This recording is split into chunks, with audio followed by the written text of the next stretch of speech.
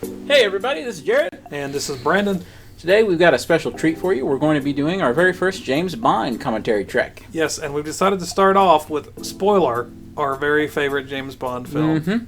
James Bond License to Kill, believe it or not, Yes. is our favorite James Bond movie. Yeah, what's your history with License to Kill? When did you see it for the first time? TBS. Oh, okay. TBS was, for whatever reason, they had the rights to View to a Kill and Living Daylights and License to Kill. Mm-hmm. And they were showing them pretty often, and as a young teenager I got interested in seeing them because I didn't really know about the Dalton Bond movies. And you know what? Maybe they weren't showing Living Daylights, but they did have the rights to License to Kill for a while. So I saw it on there, and I didn't like it all that much. I was probably 12 or something, and I didn't get a lot out of it because I was wanting James Bond to be running around in paramilitary gear and using like lasers and stuff because I was used to the Brosnan era. You know, this is Die Another Day time right here, so... it wasn't until a couple years after that I decided, well, maybe I should watch it again. That I realized, oh my God, this is like a perfect adult James Bond movie. Oh, yeah.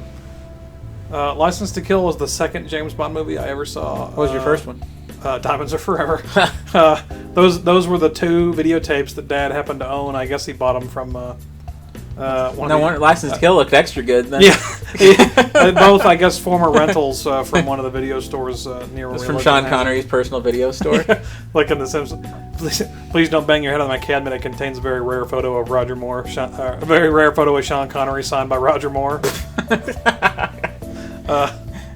Yeah, so I was probably...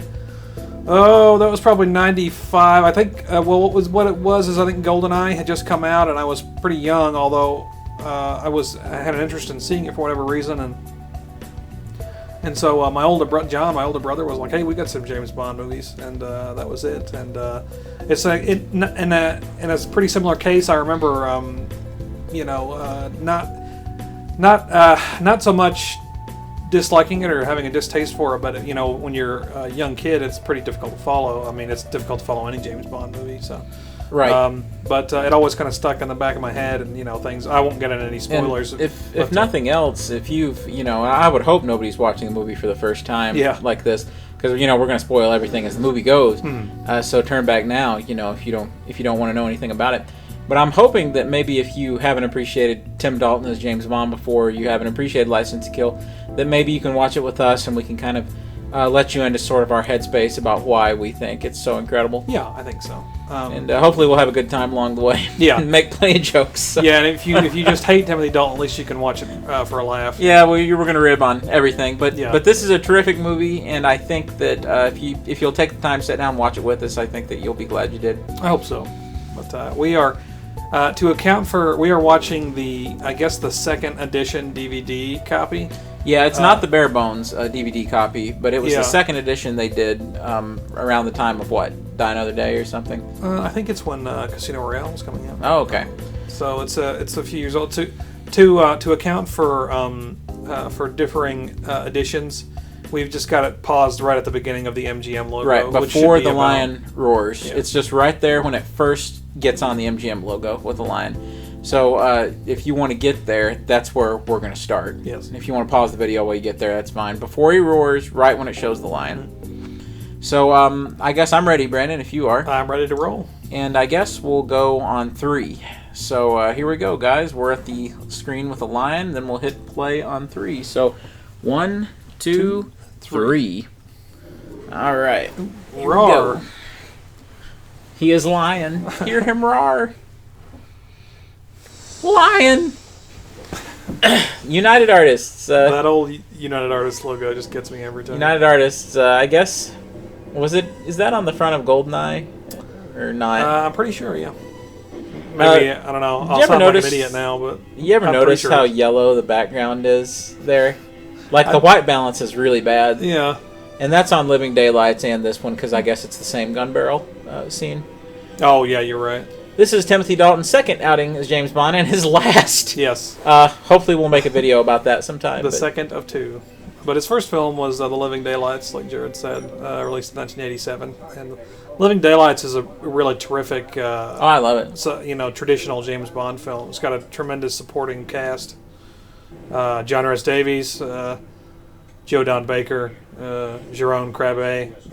Really terrific film, but it's not like if it had been his only movie, a la George Lazenby, it would be it'd be a little bit easier to forget Timothy Dalton. But I think there's Sharky there. Sharky's the African American dude in the middle, and I absolutely love Sharky. He's one of my favorite supporting Bond characters ever.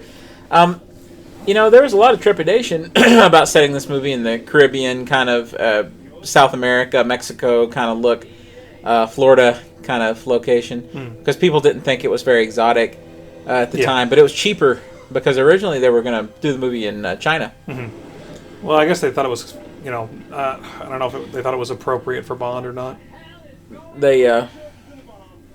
It's funny here, Felix here. What's the name of the actor, Brandon? Al Hedison. Yeah, Al Hedison. The original Fly. Which one had he played? Which James Bond movie had he played Felix before? It was one of the Roger Moore films. Yeah. I can never remember which one.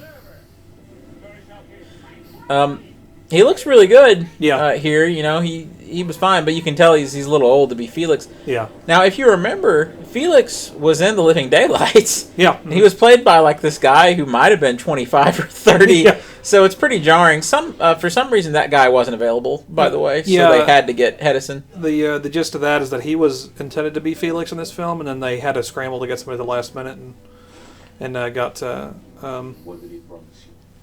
David Al Hedison. Because he'd done it previously, so that's why the ages don't quite line up, but I think he's very good here. Now, it's worth noting here that behind Robert Davies as our villain Sanchez, we have Benicio del Toro as one of his, I guess it was his big breakout role. Oh, yeah. Sanchez is one of my favorite Bond villains ever, and this opening scene is brilliant because, it captures his cruelty and, his power right from the outset. Again, I think that, like we were talking about the location, just the setting, I think Sanchez is probably a little bit too real world of a villain. At the time, people just couldn't take that, and you look at something like, Le Chiffre and Casino Royale, who Le Chiffre in that film was a very good adaptation of the character from the book, but this is kind of the, I think that Sanchez is kind of the predecessor, certainly, of Le Chiffre.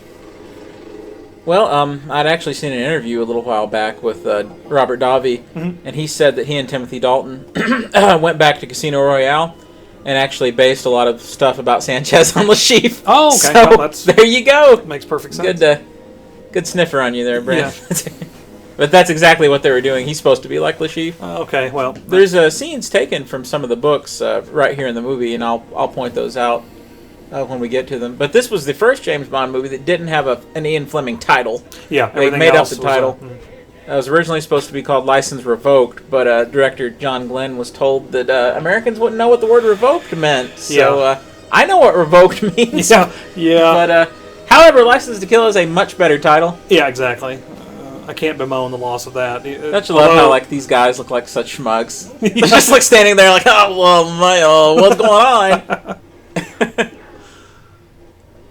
on? Going back on repeat viewings, one of the cruxes of this movie is that Sanchez never sees James Bond, during any of this. Yeah. And so this is really cleverly cut to where he never sees James Bond clearly at any point. Because the rest of the movie would fall apart if you saw him here. It's one of those points of a movie. It begs to be rewatched because it makes you think, didn't he actually see him? No, actually, never, ever. I love the shootout here. It's just such great, 80s schlock. Yeah. This movie came out in 89, but like we were saying earlier, it looks like it was made in maybe 84. Yeah. It's the two Timothy Dalton films always seem so out of time. They came out in 87 and 88, and they almost feel like they were made in 87 and 89. 87 and 89. It almost feels like they were made in 82 and 84. And that's kind of a compliment, I guess. Well, according to the producers, the budget on James Bond movies was never increased from Moonraker to License to Kill. Oof. They kept the same budget. It shows, Yeah, and that's why they couldn't go to Asia or anything for this movie. Which I guess did they not go to China until Skyfall?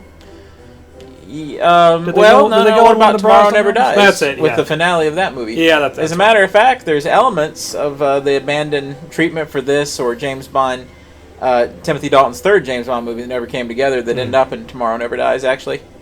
But we'll get to that in maybe a future video that I'm wanting to make.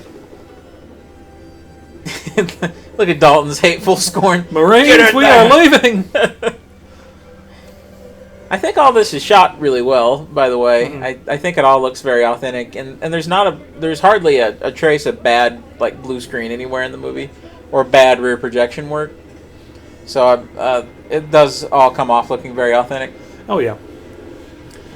You know, this is the birth of Bond's grit. I mean, like we said, you know, this for the movies, yeah. Yeah, exactly. And, you know, if you're not familiar with the novels, if you are a fan of the James Bond films and haven't read any of the books, I can't recommend them enough. That's one of the things that got me back into the movies so heavily around the time, you know, when Casino Royale, the film, came out. I'd never read any of the books, and so I got the big urge. I was like, you know, I really need to check these out, and so that's. I consider myself to be as big a fan of the books as the movies now, and you know, to me, Timothy Dalton is the James Bond of the novels. You know, I agree completely. A little bit harder edged, but not quite as much as Craig. Right. Still a great romancer. So this the whole idea of this stunt is just so terrific. It's completely, you know, inaccurate to what would actually happen in real life if you were to do that. The fuselage would just, you know, burst in two. Yeah. Did Nolan rip this off for the beginning of The Dark Knight Rises? Absolutely, he did. Maybe. That's a good point. I mean, it is a whole lot like this. Yeah. That's a terrific stunt, though. I absolutely love it. Felix is pretty happy with himself there. Yeah. You were telling me earlier Felix's bride in this film is one of the last. I think she is replacements from. She is the last Suzanne Summers replacement from Three's Company.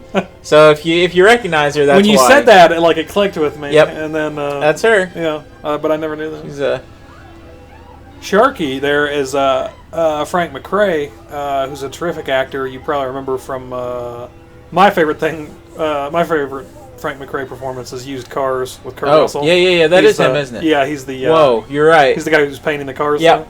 And he's in Last Action Hero and The Wizard with Fred Savage. Big, huge actor in the 80s and then just kind of disappeared, you know. This whole transition here, I really like. So you can see them unbuckling their parachutes to walk into the church as if like nothing happened. Yeah. No paperwork, no nothing. This was the last of the James Bond girl openings that was ever done by the original guy who like put them all together, you know. This was his last one. His apprentice, from what I understand, did GoldenEye and all that, so the guy who had been working with him. It's probably a good time to talk about how incredible this song is. Yes, you were hearing that is the Gladys Knight doing the License to Kill theme song. Yep. I love this song because it has a real epic quality to it. Like it's got a great orchestration. I think all the best Bond songs have a big kind of orchestra backing them up. I think so, yeah.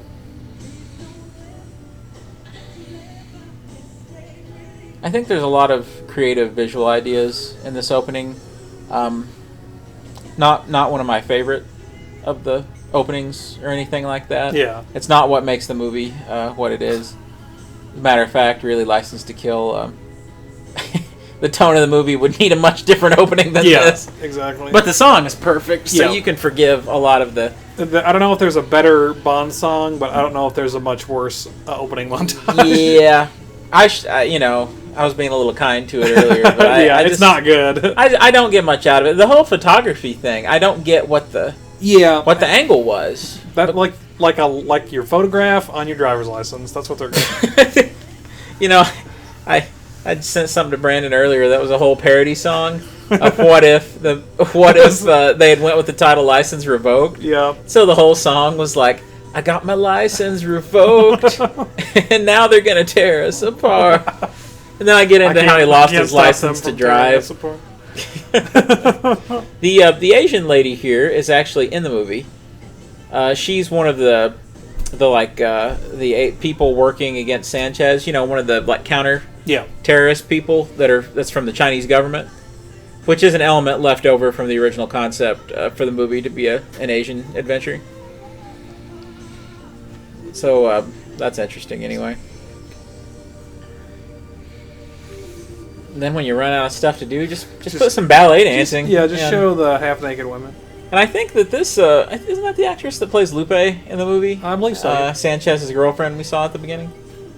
I think that's her, but I could be wrong. Yeah, underwhelming opening. Please don't turn away from the movie just because of this.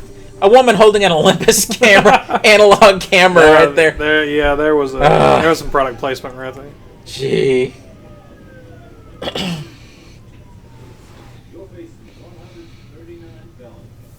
I think this guy is from Twin Peaks. I think he played Ed in Twin Peaks, if I'm not mistaken. What's funny is his name is Ed here in this movie. So, of course, he hadn't been in Twin Peaks yet. So. Yeah. At least I'm pretty sure it's him. I don't know. Is that where Lynch got the idea? Maybe. You never know. He probably loves License to Kill, I hope. I would hope so, says David Lynch.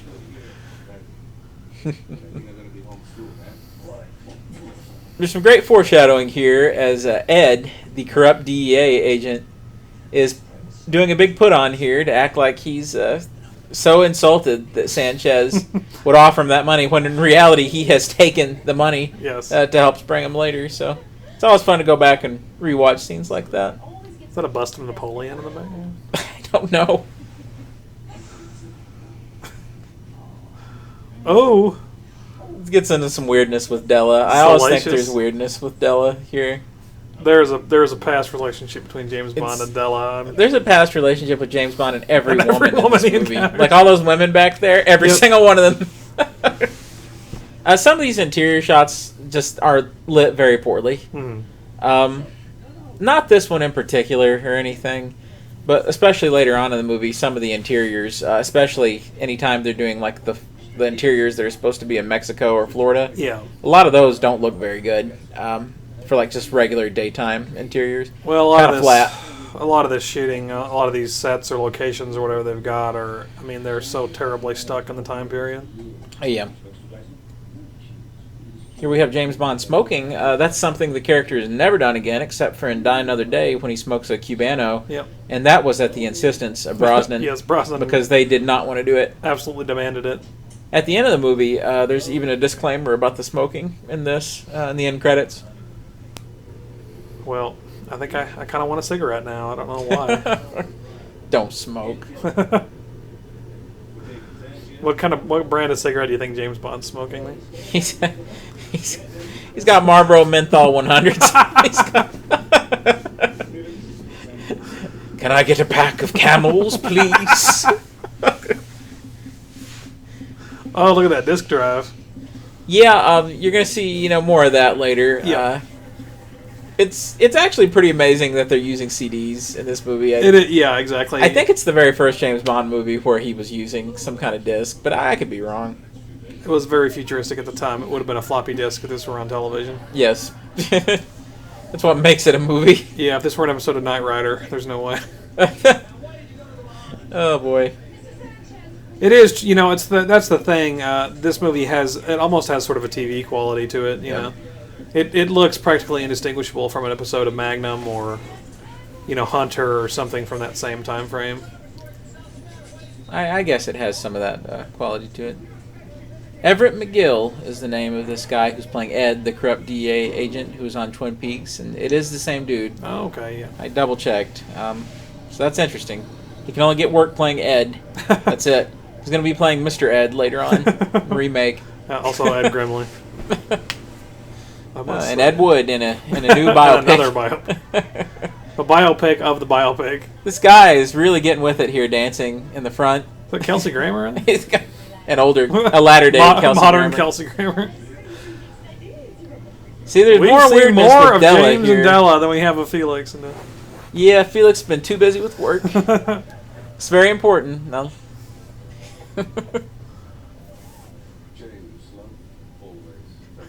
Or as I always like to say, love always, Feller and Delix. Feller and Delix. Okay, now that being a novelty lighter that has like a huge flame shooting out of it is important later in the movie. There's a deleted scene where he does it again later and like is trying to light a cigarette with it and the flame's too big, but that's very important for later.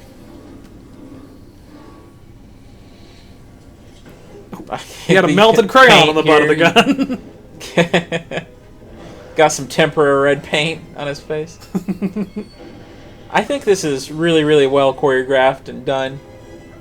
A well-boarded sequence here. You know, all the underwater stuff in this movie is excellent compared to something like where it sort of bored me in previous James Bond movies. Yeah. There's a lot of that stuff in Thunderball, and Thunderball's a great movie, but, you know, some of the underwater stuff kind of drags for me a little bit. The underwater stuff in Thunderball, which unfortunately inspired the finale of Rise of Cobra. See, this is great. Like, you know, clearly they did that for real. Mm-hmm. It's actually kind of a clever concept for a breakout, too.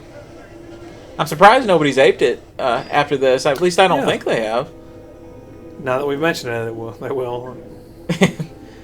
I'm sure all the execs are keeping up with Fanboys Forever videos and trying to see, you know, what we say. And after the van goes off the bridge, I want to cut back up to Harvey Keitel on the bridge in Copland. Oh my God! He jumped! Oh! You guys need to watch Copland if you haven't seen that movie. It's incredible. I hope if you love License to Kill, you love Copland too. Well, who wouldn't? I love the scene right here. Because it establishes firm continuity with On Her Majesty's Secret Service about James Bond having once been married and being a widower. Maybe On Her Majesty's Secret Service is the only James Bond movie that happens before these two, because that's the short time. Well, when you think about it, before this though, On Her Majesty's Secret Service is the most grounded James Bond movie before this. Yeah, absolutely. So, is there like a parallel continuity? You know, I don't know. You never know. Of course, there's all those ridiculous theories about how James Bond is like a different person and they all just get a code name every time you change the actor. That's ridiculous. It's all the same guy. The only time it's been rebooted is, of course, for the Daniel Craig movies, which are very clearly reboots. And even then, you could tell there were times when they wanted it to be fairly ambiguous. Yeah, stuff about like Judi Dench being M and things, and, you know, that's the one holdover, I guess. Yeah. I always commend this film for moving along so briskly. I think that a lesser film would have taken 35, 40 minutes to get to the point that it's at, you know. Oh, I think that would have been a huge detriment to the movie. And thankfully, John Glenn, at this point, had become so good at directing James Bond movies that he was he could just snap right to it. Yeah. Now, this guy, I can't remember his name, but he's actually a villain in one of the James Bond novels that Ian Fleming created. One of the lieutenants here.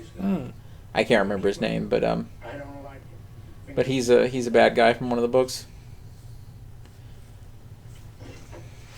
Of course, John Glenn improved quite a bit with every James Bond movie he did. Because let's not forget, he did A View to a Kill, and that movie's not very good at all. Yeah. So he kept getting better. You know, I would have loved to have seen what he would have been doing for a third Timothy Dalton movie, but he was never even in the running to direct it. Yeah. They weren't happy with the performance of this movie, so I guess they sort of blamed it on him. Who knows? It's important to note this movie was a pretty big cinematic flop. Yes. Well, in America. Yeah, and it not the movie's fault per se. Of course, if you know your cinema history, you know that the summer of 1989 was the biggest ever. Essentially, you know, you had Batman, had Ghostbusters 2. You know, just a huge Indiana Jones' Last Crusade. Yeah, Last Crusade. You know, actually, Ghostbusters 2 underperformed because of all the stiff competition. Comparatively. I think, what is it, Ghostbusters 2 had the biggest opening weekend in history, and then was it just immediately dethroned by Batman? Yep, and it lost all of its long-term staying power. Yeah. Now, this scene with Felix here, this happens to a different character in Live and Let Die, the book, and that's where they got this whole idea from. We gave her a nice honeymoon. What a delivery. DJ from The Last Jedi? What? That's him, all right. Don't join, man. 28 years prior. This whole scene is put together just perfectly.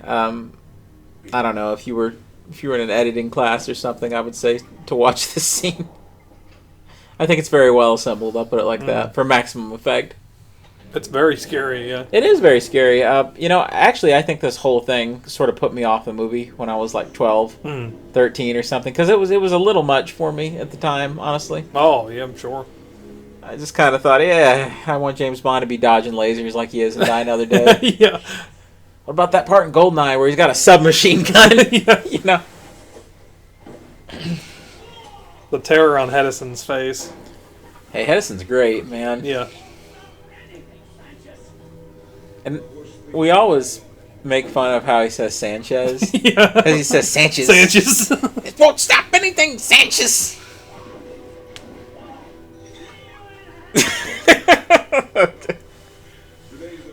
The first day of the rest of your life. The most devious line. Now, some of these shots, from what I understand, were not in the theatrical cut, especially in the European or the British version of the movie, where his leg is torn off by the shark. They're pretty sensitive about that stuff. Much to the dismay of the special effects guys who had apparently went to quite a lot of trouble to build that prop leg that could get bit off. Some of those TV shots like you were talking about. Yeah. Yeah, you get exactly what I'm saying. It's Magnum PI here. Yeah. I mean, the movie simultaneously looks more modern than The Living Daylights, but yet lit with less imagination or cinematic flair. Yeah. So it's a weird thing. It's a strange thing. What's going on? I like how even the flight attendant lady has to have been like maybe some sort of supermodel or underwear model or something. Yeah. they just got to throw her in. They didn't leave anything to chance. It couldn't be like a middle-aged lady or Yeah. something. I mean, it wasn't going to be somebody's mom, that's No, for sure. exactly. If James Bond has to talk to her, she can't be over 30. Nope.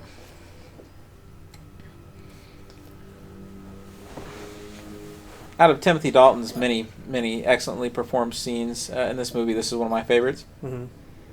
Anytime it's just him, he can really sell it. That's just us here, so I'm going to go ahead and say it. That Timothy Dalton is a handsome man. He certainly is. He certainly is. He would charm any woman, Brandon. This is quite sad, in my opinion. It's Yeah, and quite disturbing. I mean, and Dalton sells it, man, like 100%. Just look at his face back there. Mm-hmm. I mean, he is heartbroken. Also, Dalton understands dramatic breathing, like drama breathing. Mm-hmm.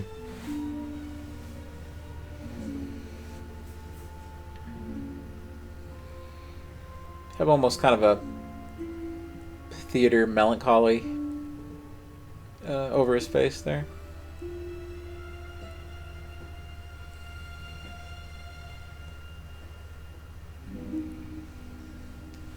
If people don't understand, Felix, he's appeared in several of the movies, usually played by a different actor every time, but he's very prominent in the books as James Bond's CIA friend, so it carries a lot of weight. You ever watched the 1950s, the TV movie version of Casino Royale? I've seen a lot of footage of it, like on YouTube videos, but I've never watched the whole thing. Where James Bond is an American. Yeah, and Peter Felix- Lorre plays Lashif, right? Yep. Isn't that And, wild, man? And Felix is British. Oh, gee. I know. Man, the world's turned upside down. I guess they just they loved the dichotomy, but they didn't want a British lead for an American project. This guy's deliveries are horrible, by the way. The guy in the background there. Oh. Like, there's not many bad actors in this movie, but this guy's one of them. Colombians love to use them on informers. Hell, they sell more here than in the state of Oregon. Then the state of Oregon. Oregon. Seriously? Nobody says that. Oregon, the another planet, They perhaps? sell more here than they do in the state of Oregon. He If I- sounds like a dub actor They- from a Japanese movie, like Yeah. a Godzilla movie. They found that guy on a set of a commercial somewhere. Sanchez is vanished. He's got all of Lloyd's files. God only knows to find it. Is that interesting? Dalton's ability to be demanding and condescending to people in these movies is just incredible because his James Bond commands respect. Yes. Brosnan's charms respect, but Dalton's commands it. Yeah. Except when he's with women. And I think that he's just as charming a James Bond as there's ever been, He's very in my tender. opinion. He's extremely tender. Well, The Living Daylights is probably even a better show of that, actually. Yeah. Um, Yeah, he just doesn't get quite as many opportunities here, but I think, personally, I think the franchise needed this. I don't think in any big budget, like franchise today, you could ever have this kind of tonal departure that they got away with in License to Kill. But, so suddenly. yeah. But, man, It's a complete Casino 180. Royale is just this tone, and, it went swimmingly for them. So. Yeah, absolutely. It was just, it's ahead of its time. It's way too early. Yep. This movie predicted the whole trend, but it took a whole generation of Bond movies to get to the point where people would accept James Bond like that. Oh, exactly. Yeah. What's funny is if you go back and you look at these Dalton movies, a lot of people said he was a humorless, dour. Yeah, dour is the right word. James Bond. He was just unimaginative and not very fun to watch. Well, shoot, if you go back and watch this, he's, in my opinion, he's a heck of a lot more charming than Daniel Craig. Yeah. A lot more lighthearted, even. So And that's not throwing Craig under the bus, who we really no, like. I love Daniel Craig. He's in. I mean, he's one of my favorites. But I'm just saying that if you're going to compare it in those terms, you can't. It's not really a valid comparison. Exactly. Yeah. It was showing people what they wanted before they realized that's what they were looking for. This guy, he's in so many '80s movies, but I don't know his name. Yeah. But I always really like seeing him.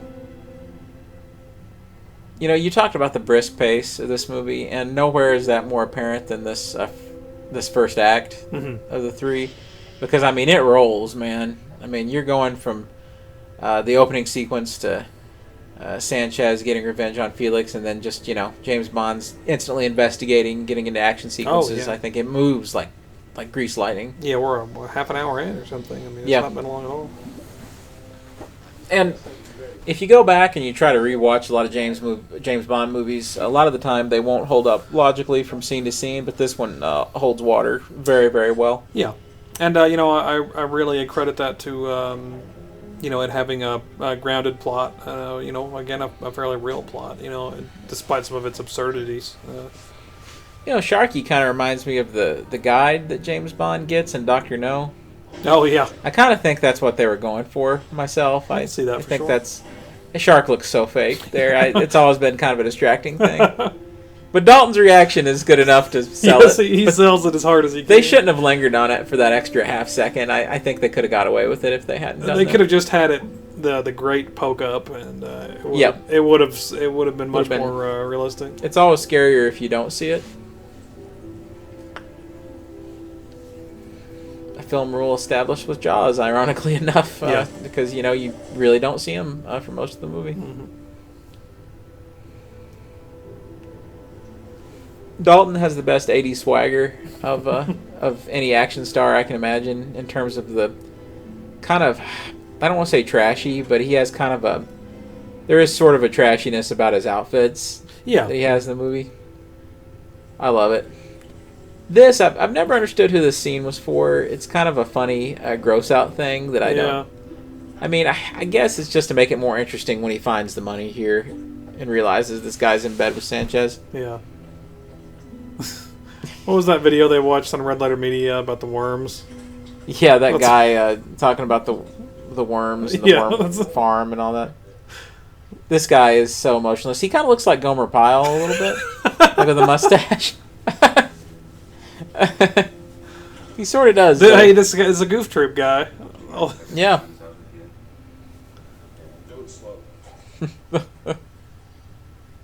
Eat worms. Worms was the actual weakness of like Goldfinger and Dr. No and all those other guys.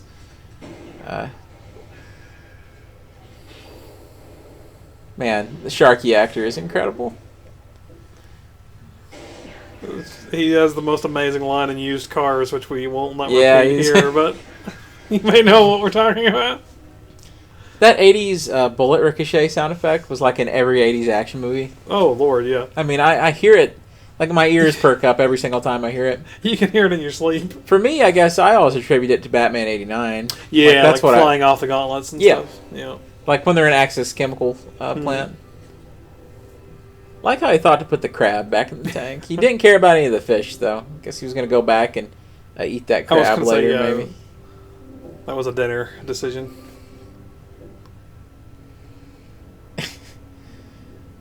I just don't know if I've ever seen a beware electric eel sign quite like that. There are lots of signs in this warehouse that don't exist in real life. I'm sure. This guy looks just like the Gomer Pyle guy, except he doesn't have a mustache. Yeah. Another Groove Troop guy. It's, Over by the trap door, old buddy. old buddy. Oh, buddy. Get over there, old buddy. I'm not your buddy. I don't know about you, but Dalton, to me, is by far the most intimidating James Bond. It's funny you put him next to these villains, and Sanchez is the only one. This seems like he could hold his own Yeah, absolutely. against him. Dalton's incredible receding hairline here. He's combing the hair down to make up for it. Although I will say that in a lot of Dalton's roles after this, it seemed to just stay that way. Yeah, I don't think he's really lost any more since. So I think it's just then, but I think his hairline's pretty well always been there. I don't know. I would never discredit Timothy Dalton, Brandon. No. Even in hair loss. We'll be so lucky to have that much hair on Word Well, Time, that's Dalton. right. Dalton, of course, has gone on to some pretty big mainstream success. Oh, it's poetic. I love it, man. He did Rocketeer just a couple years later. He's the Yep. villain. He's terrific in that. He's done Doctor Who. He was Rassilon, actually. Yep. The End of Time, I think it was called. The final Tenet story. And he's Mr. Pricklepants and all that modern Toy Story stuff. He was the bad guy in Hot Fuzz. Yep. which Where he's was amazing. He was incredible, by the way. There's one thing about it, though, is that every single thing Timothy Dalton's in, he brings his A game. I've never seen him phone in anything, ever. Not once. Not even in those old TV movies about the timeshare. Oh, yeah. That was great.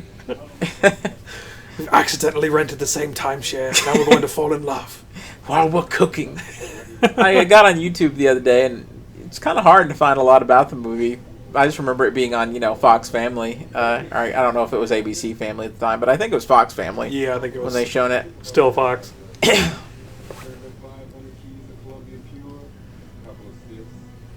This guy has some really weird line deliveries. I don't think he's bad, but No. he's got there's some real strangeness about some of the way he delivers this stuff. It's almost like he's been dubbed over by a different actor. Yeah. It's not like it doesn't quite match. I don't know. Dalton, as you can see here with his hairdo, is doing the thing with like the extra hair on the sides combed over the top of the ears. That was such a big thing more in the mid 80s. I still do it.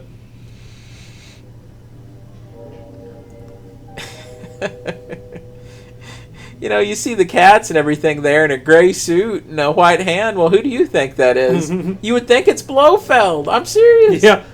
And I wonder, man, if somebody didn't gasp in the theater back in '89. I mean, you gotta wonder. Yeah. Even though he threw Blofeld down a chimney last we saw him. But then the question is, which Blofeld is it, or is it a new guy?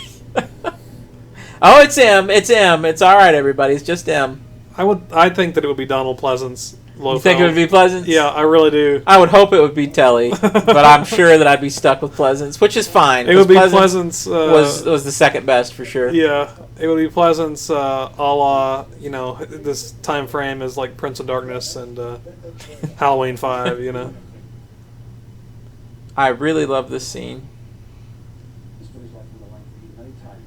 However, I almost do think that M is a little too harsh. He's a little harsh for me. I like this scene a lot, but there's one thing in particular that really bothers me about it that we're about to see, and it kind of upsets me a little. But I think the scene looks awesome, though. Mm-hmm. It's well acted by what's his name here is M, who was always my favorite before Judi Dench.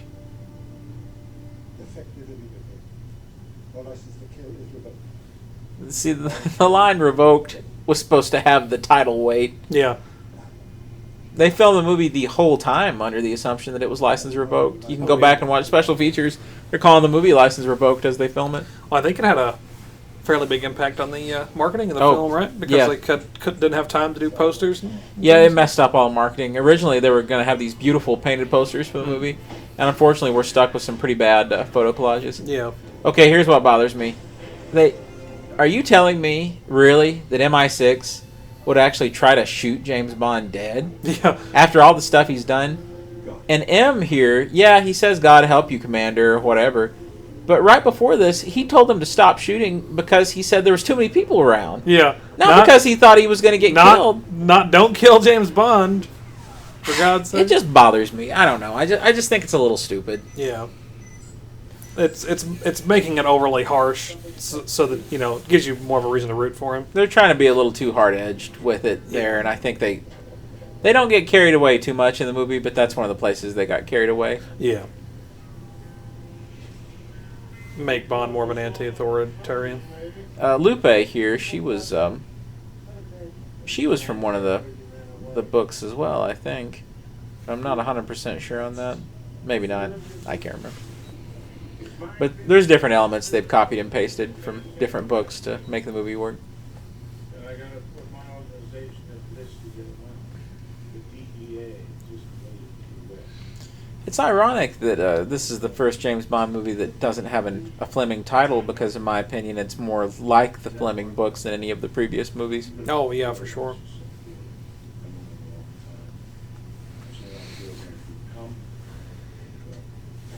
Drunk. Get out. Let's not. I'm trying to think about who married this actress who's playing Lupe here. Who is it? Somebody pretty prominent. It's what's his name? Benjamin Bratt. Oh, really? From, Yeah, Law and Order? Yeah, he's married her. Yeah, now. okay, cool. From Catwoman, all right. Yeah, well, and he's from in, Doctor Strange. Doctor Strange. Yeah, Yeah, that's from what I understand. Anyway, they were married. You never know in Hollywood if they're still. But yeah, I just thought that was interesting.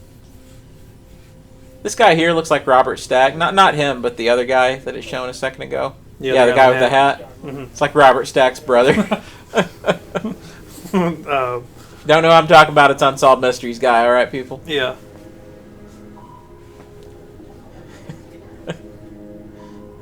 Manatee disguise here. Michael Kamen did the music for this movie. Y'all may recognize him. He's the guy who did the music for the original X-Men. He's passed away several years ago, actually. Oh, really? Yeah. Was he fairly old, or? No. I think it was sort of. I think he was sort of younger. But yeah, he passed away, unfortunately. That's a shame. I always really enjoyed his score for the first X-Men movie. Mm-hmm.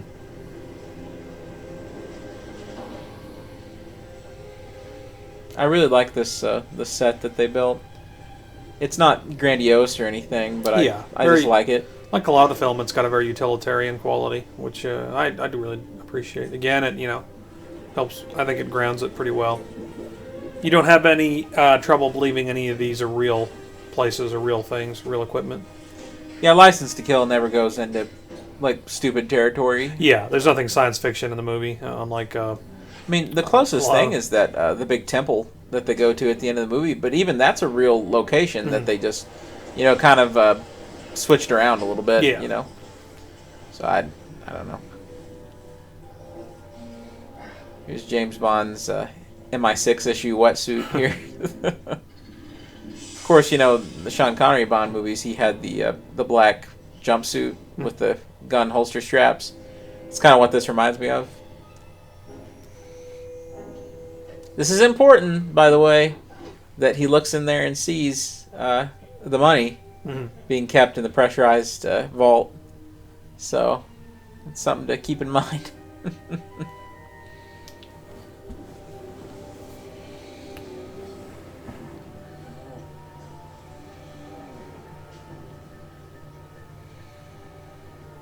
Got a solid snake here sneaking around.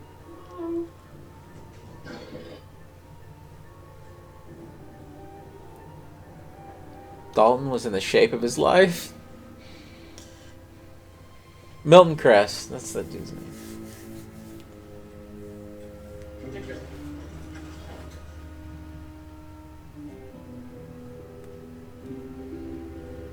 If there is a woman within 50 miles, James Bond will We'll find smell her. her.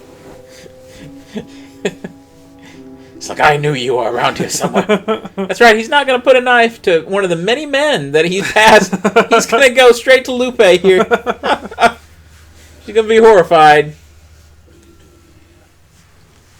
There's only one scene in the movie where I think that this goes a little far with this sort of thing, but it's not there because James Bond is in a legitimately threatened situation here. So I guess I can sort of get some of the cruelty, but there is one scene where I think it's a little much later on. What do you want? Hey there, I just, you want a pizza or something? Come to my cabin. Oh, wait. Got a 6-pack of strawberry daiquiris in here with your name on it, baby. You want to get a pedicure, manicure, or something? It's my fault. There's something wrong with me. Is that shipwreck there? This is all's very sad. Yeah. I hate that Sharky doesn't make it in the movie. I really do. It always bothers me a little. Mm-hmm. But there's one thing about it, man. You don't cross Tim Dalton, James Bond. Exactly, yeah. He will kill you. I love the addition of them making the joke about his name being Sharky because it makes you hate them that extra 10% more. Exactly, yeah. To make their impending doom that much more satisfying. Yeah, that much more savory. Dalton is capable of a death stare unlike any of the other Bonds.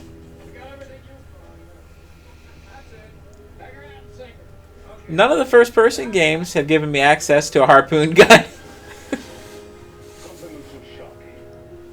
Yes.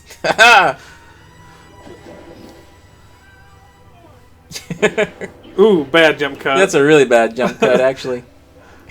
Milton Crest, he shot that gun so hard, man. He flinched like it literally misplaced him physically. Yes. It relocated him in space-time. That was a divergent timeline where something else happened. At least his eyes got fixed out here. Bless his heart. Nope. Still having problems. Yeah. Here's another cool idea for an underwater sequence. How Bond is just, relieving that poor guy of his oxygen tank. I won't feel sorry for that No, guy no, for a second. Lots of good underwater work in the movie. And this whole sequence is just terrifically exciting. I think there's kind of something to be said about the character in this sequence because the idea is that Bond could have slipped away probably pretty easily. Yeah. But he let his emotions get the best of him. Yeah, so enraged about Sharky that he couldn't stop himself. Which is like a plot thread that we'd see repeated majorly in Quantum of Solace. Yeah. And Skyfall. Mm-hmm. That Bond can't get a hold of himself to make good decisions. He's too driven by rage. License to Kill, like a lot of James Bond movies, the first time you watch it, it's a lot to take in. Mm-hmm. But the more you watch it, unlike a lot of other Bond films, the more that everything makes sense in the movie, and the more that you appreciate a lot of the plot threads.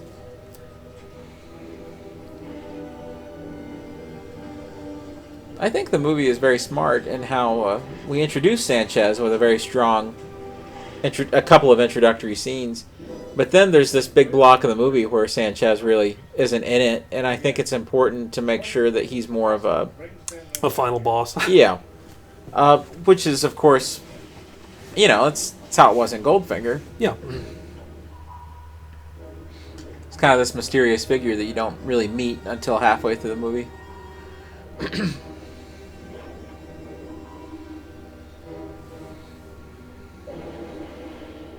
It's got a 80s flight stick there. Windows 95 PC joystick. DOS, thank you. Windows 89. What was it? Windows 3.1. Yeah. .98. Do it, Bond. He's watering the cocaine. He's cocaining the water. And he comes up out of there like as high as a kite, Yes. too. Eyes, He's red. eyes as red as the devil. I love Crest Wild yelling.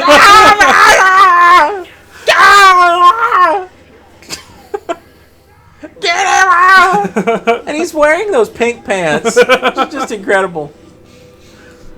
These divers look like they're straight out of an episode of Johnny Quest. Yes. They're from 70s G.I. Joe Adventure Team. They're the adventure team. They went real wrong in the 80s, let me tell you. You know, they did in Europe. There were Action Man. If you don't know, Action Man is the British G.I. Joe, as G.I. is not an expression over there. There were actually Action Man James Bond dolls over in Europe. Oh, cool. Very cool. There's some great Jeopardy here. Also, Rom Space Knight was part of Action Man in Europe. So there you go. Ostensibly, James Bond and Rom the Space Knight share a continuity. That's insane. You know, I've always been obsessed with like grapple guns and things, thanks to Batman. Oh, of course. Yeah. And I absolutely love this. That's a pretty real take on I mean, what it would be like. I mean, honestly, that would be your very best option Yeah. in that situation. Don't you love how Crest just points? He doesn't say anything. He's like, they didn't have Chan to go back and dub over. Get him! Some of those shots really are Dalton. Not that one, I don't think, but some of them are of him barefoot on the water. Setting the pace for Tom Cruise in these Mission Impossible films. Hey, man, Dalton would do whatever they would let him do. Mm-hmm. Not that, clearly, but, Yeah, but but a lot of things. oh, what? This whole sequence is incredible here as the cherry on top. You think about it, you know, this movie is so, I guess you would say pacey is the right term, that you sort of forget that this action sequence, this whole sequence in the movie started like 7 or 8 minutes ago. Oh, yeah. I mean, at this point, this is just going on, and it's it works beautifully. Sucker! That looks horrifying, by the way. I guess it's just a dummy with the I like hands. how he never lets go of the door. Beat him with money, James. It's the 80s. Yeah. That was a Reaganomics beatdown. The rear projection back there wasn't too great. That's what, Yeah. but it's still all right. I Yeah. mean, it's fine. There's no like glaring blue line or anything. I prefer that greatly to how in The Living Daylights they built like a miniature that they put like under them in real time, and they thought that was really cool. But to me, it doesn't really hold up. I appreciate the effort. Yeah, me or too. The idea, but it just wasn't. There's some other effects like that in Living Daylights that are awesome, but Yeah. that particular one around the end of the movie isn't so great. Dead. The dummy physics there are incredible. I always want to go in and add like the arms flailing like beside the head, like directly beside. Ah! James Bond looks at the American money, and he's like, "Monopoly money. What is this?" Like he's never seen an American like $20 bill before, $100 bill. Franklin. It's not all about the Benjamins. Toss. So there's the one little hole I'm going to put in the plot here that I think is a little strange. Maybe you can explain it a little bit better for me. Is I can't exactly understand why James Bond goes through this investigation of Sanchez that he's doing to try to figure out, you know, who got Felix and all that, where he was hurt at. And he just suddenly decides to go back to Felix's beach house and check that disc that he remembered. I mean, like, what spurred him to suddenly do this versus what he had been doing before this? Kind of just getting out and hot-footing it. I guess so. Maybe he was waiting for the police presence to die down some? Waiting for it to slow down there. Maybe he just had to get a feel for exactly what they were doing. It's the kind of thing that probably there might be a deleted moment that maybe they filmed or maybe even didn't film that would have helped explain it a little bit better, but I don't know. I can see a scene where he sort of gets back to the mainland and is maybe kind of having a difficult time getting to Felix's place. You know what's funny? Upon first viewing of this movie, Pam Bouvier's first appearance back there talking to Felix in the office near the beginning of the movie, you would almost forget that was ever even in the movie. Because when you see her again here, she's got such a different appearance that I just don't, you don't really connect it. Mm-hmm.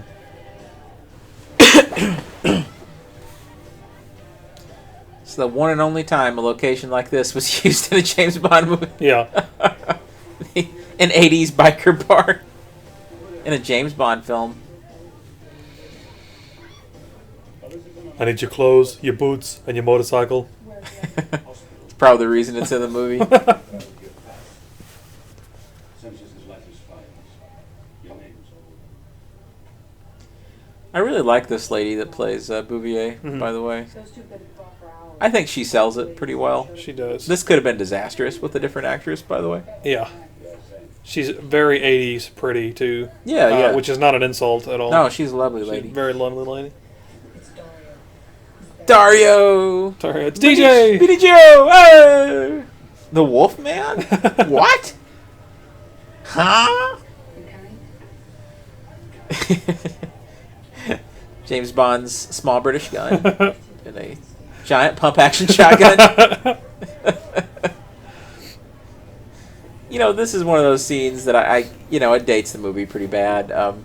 But thankfully, there's not many of these. Yeah. There's only a couple little things. And again, I don't think it dates it in a bad way either. I think it's, No, it's of its time, This is an 80s James Bond movie to the utmost. It started all these trends for James Bond. It didn't perfect them. So. Take your hands off her. Ho! See what I said about demanding respect? I love how everybody has to play it cool when she shows up, though. Some cheap beers. No! That's some British karate there, people. Some Bond food. This is the part where he walks out and throws the, $20 bill to the bartender and says sorry about the mess. Or whatever. There's not a lot of just flat out silly action scenes in the movie. No, but I do like the silliness in this one because Mhm. I think the movie kind of needs it because it's been kind of a been little dire up to this point. Yeah. I like the swordfish gag coming up and stuff. Yeah. That's a lot of fun. There's more levity in this movie than folks may remember if they go back and give it another shot. Yeah, but again, not totally out of the realm of reason. No. Yeah, Dalton fighting. Some outrageous sound effects there. Here it is. Dalton's face is incredible during this, by the way. The indignity. He just needed a quip right there. I think he did say touche there, didn't he? Yeah. So, oh gosh. Doesn't stop dancing until then. Nope. She's her great grandfather was in the Titanic orchestra. I love the weird effect of the song, kind of like the jukebox being shot and the song kind of fading out. Yeah. Some great mullets going on back here, including Pam Bouvier's.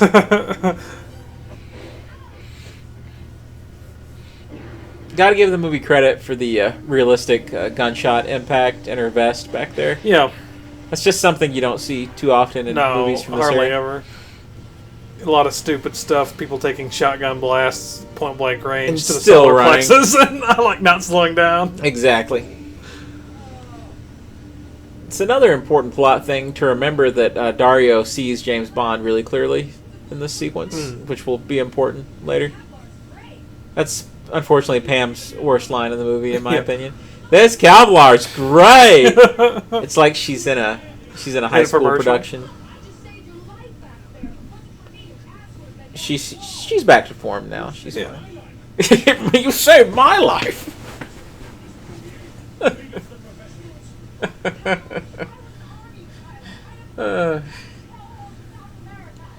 This is one of those things where they didn't do it with any kind of green screen or anything like that, but it sells. I think it is very convincing with the tiny little lights they have and a black backdrop back there. I think it works pretty well for what they were going I for. like it. Yeah. Now here, I think we're to the green screen. Never an explanation, by the way, for how they get out of the middle of the bay back to land. Yeah. Hey, That's okay. they powered the boat with love. Well, they're about to. It's going to be the only explanation I can find. Dalton continues his trend from Living Daylights of only having 2 lovers in this film, which at the time there was a lot more concerns about a lot of the diseases and things. So I think they were trying to be more socially responsible with James Bond. I just think it's better for the character myself. Yeah, exactly. You know, those Roger Moore movies, a lot of those are just flat out disgusting. Oh yeah. Sorry. Some of them are just practically pornography. Just ridiculous. Even though this is really rather silly right here. I don't know. I mean, it's fine. I guess that this lady is as much of a devil may care kind of, agent as James Bond is. She's sort of a lady James Bond. Yeah. So I think it does make us a modicum of sense. Yeah. And look at Dalton turn on the charm there, people. Don't tell me that he's a dullard. Yes. James Bond. He's not. All right. And look at this charming little moment here. That was a fart. We just never realized it. Oh, I'm so sorry. Oh, God. Oh, what the smell. This awkward shot here is really strange.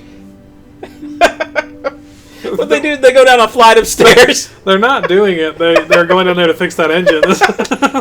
Well, let's get to work. Seriously, we should fix this boat. What you're seeing, in my opinion, is the most poorly lit trash lighting in the movie. This was filmed in the corner of, like, I don't know, like a little office somewhere. It looks like a 60s Disney movie. Looks absolutely horrible. Is that Pollyanna back there?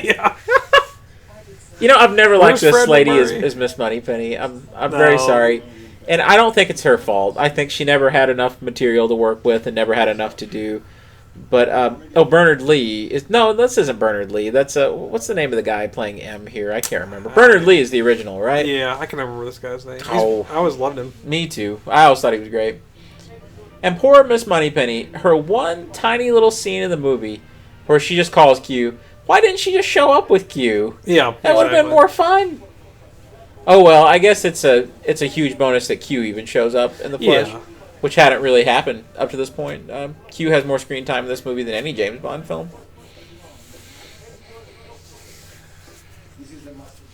I've seen a lot of interviews with the production team that said that when they got to Mexico City, it was even though there was a huge amount of talented craftspeople they could work with, they said they built sets in like half the time there. Oh, yeah. They said there wasn't a lot of infrastructure for them, so they had to stay in some pretty strange places, and they had to like build workshops and things because it just wasn't there. Yeah. Here's Peter Lorre. There's Peter Lorre right there. He looks like Peter Lorre. Or Mel Blanc, maybe. Yeah, maybe Mel Blanc. Maybe a combination of the two. This guy, where's that creepy doorman from Superman 2? That's what they're doing, right? They're at the resort from Superman 2. They're gonna. It does look like it's an expose where they're gonna reveal that they're. Is that guy gonna come in and show them how to use the flames of love? Isn't that what it was called? The flames of love. Yep. Where he shows them the settings. Yeah. This is Dick Lester, Superman 2 we're talking about here. It's amazing Lester didn't direct a James Bond movie. Oh, yeah.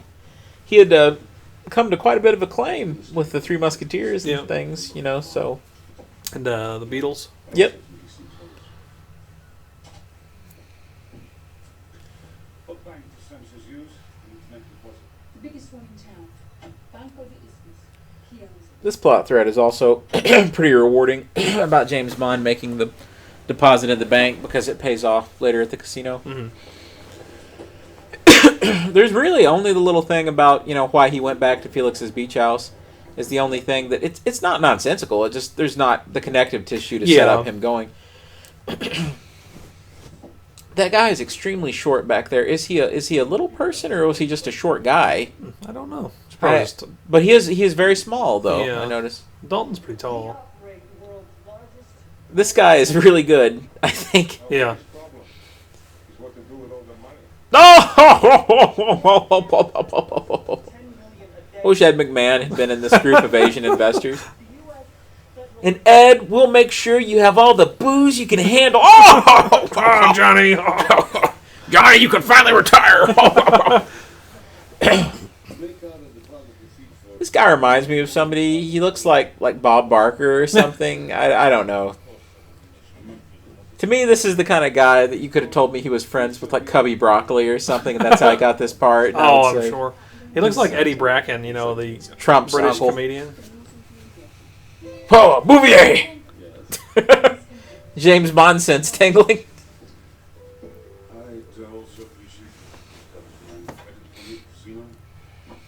Absolutely love the hairstyle for Pam Bouvier in the movie. It's very, very 80s, but not in like a dated way. Yeah.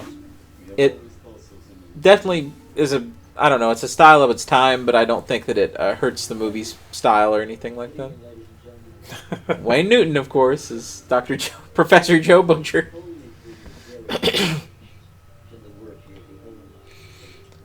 What do you think about the iguana with Sanchez? You know, I'll tell you what.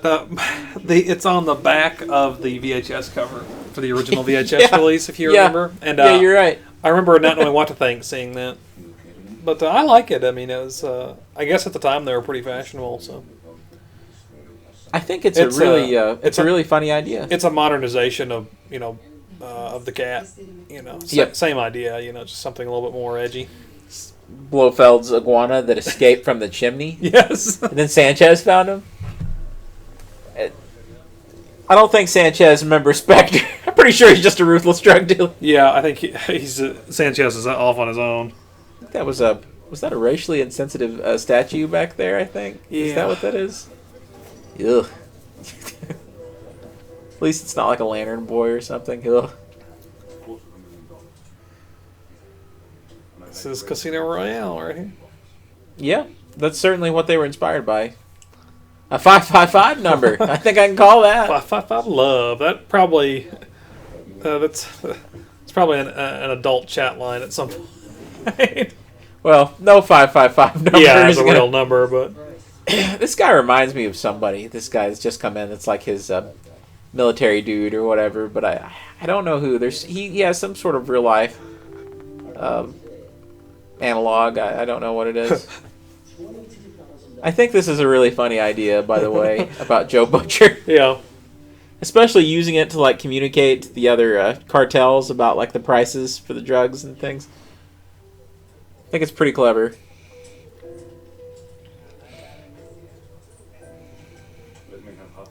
I swear this will be the last time I try to say anything about people's hairstyles or anything. But Tim Dalton's hair here is totally unique to this sequence in the movie. And a whole lot of the iconic imagery of him as James Bond comes from this sequence in the casino for good reason, you know.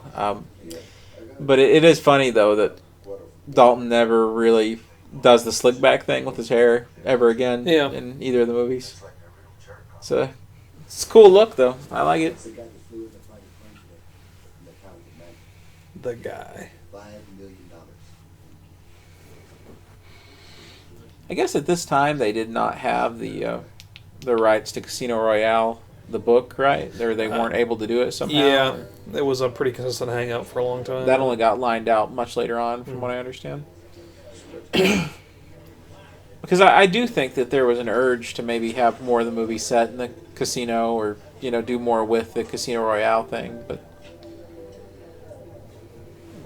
I think they did what they could, so that they get away with it not being considered an adaptation. Yeah.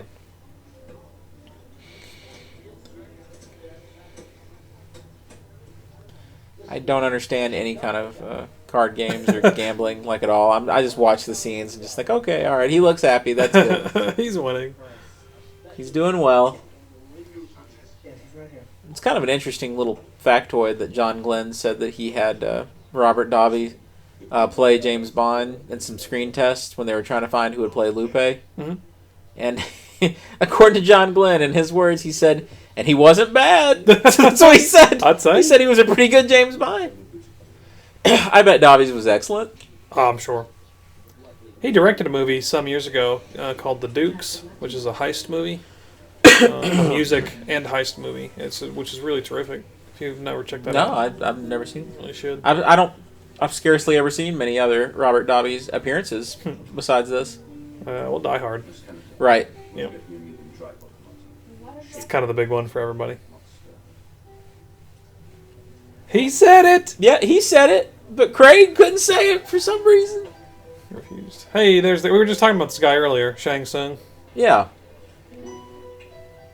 That makes sense. Also the villain in Showdown in Little Tokyo. Am I going to win or lose? Lose. Or, Then that much. he was in that Disney Channel movie. Oh, was it Johnny Tsunami? Remember he was Johnny Tsunami's grandfather that taught him how to surf? Or I whatever? barely remember anything about that movie. It was a legitimate But I do remember social it. phenomenon. I do remember it. That was at the time when those They were movies doing like one a huge, week. Man. Yeah. Yeah, I think it was one a month. Was the Yeah, big thing. I believe for a while One they month. did like one. Surprised that there was no James Bond Jr. movie made for the Disney Channel. Which, for anybody out there wondering, James Bond Jr. is the canonical follow-up to License to Kill. What? It would be the only. Sort of has to be it in the duel. Yeah, it would be the only James Bond media until GoldenEye. What did you tell him about the wave crest? Nothing. Now go. You know, I really like how the woman that James Bond encounters early in the movie isn't just some random one-off. That it pays off through the rest of the movie, and that she's given substance and she's a real character, and both of the Bond girls are like that in this movie. That it's not just this one-off little thing. Yeah. That wouldn't. The Brosnan movies would fail in that regard, again and again. They do, yeah. So it's funny to see them get it in License to Kill and then immediately revert to kind of failing with it.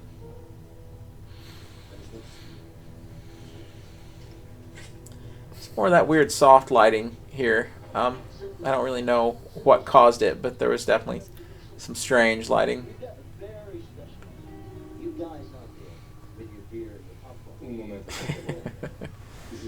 They got his Subway loyalty card. He was only 2 punches away from a free sub. Now he's upset. Well, they didn't want him to get that free sub. I mean, the whole industry was going to go down because of it. More little things that will pay off later.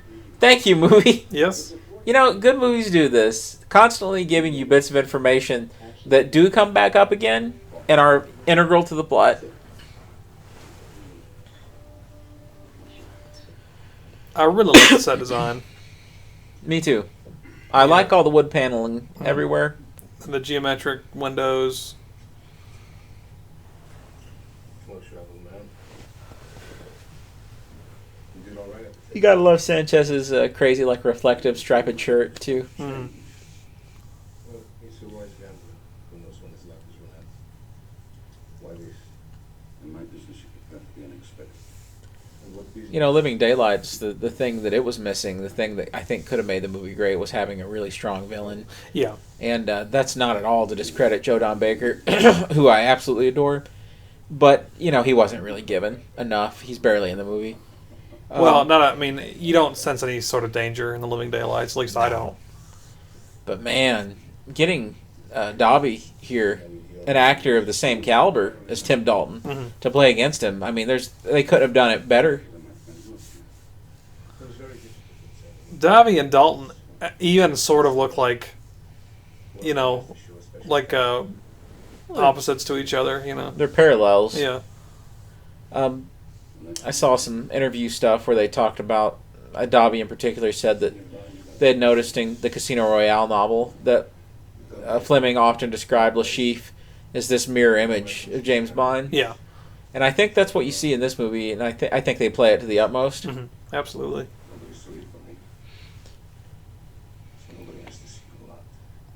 To me, it sort of looks like Dalton's dolled up just a little bit here. Yeah. Like they've laid on a little bit of makeup or something. He was going out of the town, and so he laid the powder on. They forgot to trim the eyebrows, though, so they just let it go. Yeah. Nope. That's one of Dalton's characteristics. The big eyebrows. You won't need a gun in Eastmas. Very sensitive. We'll see about that. I love the casual disarming of James Bond. Yeah. There. You don't need a gun. Don't worry about it. Well, it turns out he doesn't, Sanchez. The Dalton can play on multiple levels, which I think is what makes him so great. One of the many things that makes him so great. And there you have him. He's infiltrating. He's already working on infiltrating Sanchez's organization. But there's this hatred boiling just beneath the surface about Felix and Della. Yeah. That I think is really effectively done. Ooh, foreshadowing. Senor Bond, you used to know your uncle has arrived. Your uncle? My uncle Peter Lorre. Oh yes, Senor Bond. This elevator is gorgeous, by the way. Yes. Only in this part of the world. Yes. That dress seems like it tears a little easily. It's kind of like how in Batman Returns, how you question how that cowl Could just, tears tear that her easily. clean off. Batman's armor wasn't that great, I guess. Yeah. Not in the neck. Does this not remind you a little bit of in Casino Royale when they're in the hallway? Oh, yeah. I mean, that's what it reminds me of.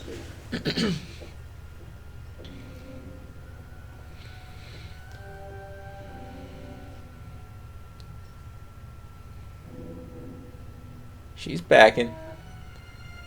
Now she's got the little gun. It's that adorable little thing. Just blows his head off.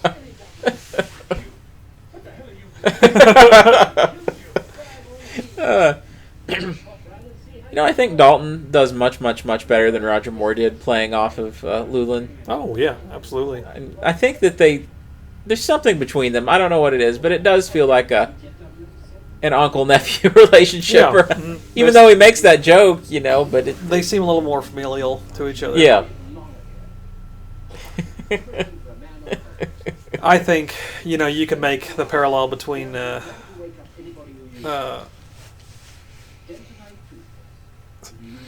you can make there's a big comparison to be made between John Pertwee, Doctor Who, and Roger Moore, James Bond, and that yes. they were both in it for themselves, and they were basically playing themselves. And they're both clowning around. Yeah.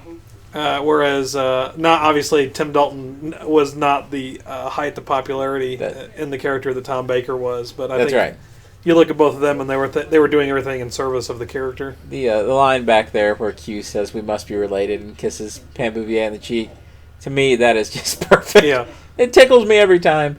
And there's no other explanation needed, and there's no other anything, because why waste time on it? Yeah. The movie could have wasted, forever on them getting acquainted with each other, but what's the point of it? Keep the movie moving. That's the Goldfinger rule, and Absolutely. they follow it to a T here. Now that I like a lot, because that would be, something that you would see in countless other more modern films Oh, yeah. about having the reader on the gun. Makes no sense. I don't know. This is the most gag-centric part of the movie, which I like.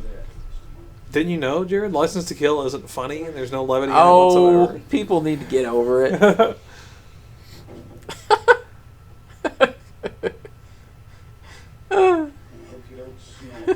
That's such a great gag. I love it. And it's funny. It's Yep. really funny. You all know Truman Lodge? At least you- Sanchez's suit is awesome here. Yes. Yes, I went from commenting on the hair to now the costumes clothes. nonstop. Great wardrobing. Look, part of the Bond movies are, the superficial element of them, and I think that License to Kill nails it. Yep, absolutely. But in a different way than the Bond films had up to this point. It's not about being flashy so much as it is, I don't know, just being appropriate. I'd like to stay. I worked that school though. He's had to learn it the hard way. If you listen closely, I don't know if Michael Kamen somehow implemented it or whatever, but back there with the piano player that's at the bar, you can sort of hear the the little love theme that they establish in the movie. It plays at the end of the movie, too, when she's getting a little jealous about Bond being with Lupe.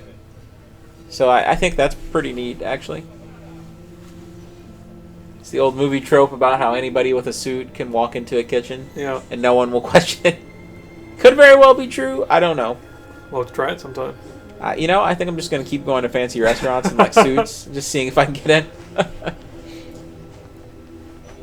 I don't really know what they have rigged up there, but I've always thought it looked really cool that Dalton actually climbed out of it, and you could see it was him doing it. I don't know what it was. I don't know if it was a set piece or a real industrial thing, but it's cool that he's actually doing it, and it's all in one shot.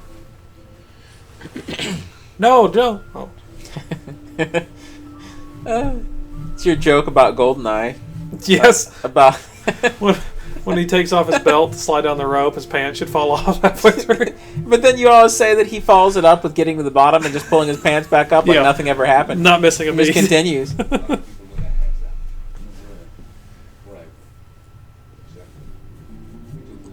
Like, these scenes could have the potential to just be real stinkers. Yeah. And ruin the flow of the movie. But no, they're interesting, they're funny, they're well acted, and they're really pacey. And cool looking. Great gag there with the statue. Oh, boy. It was actually Dalton. Clearly you could see it was him, which is very cool.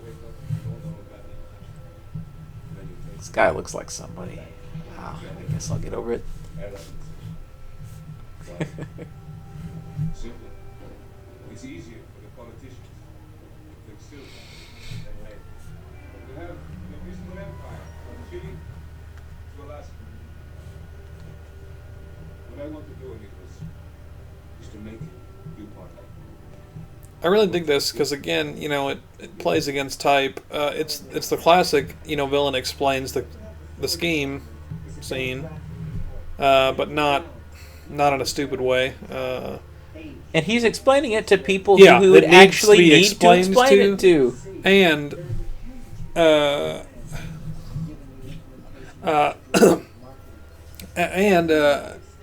it's intercut with this good action stuff. You can't tell me this James Bond isn't hardcore. Even his gadgets are cigarettes.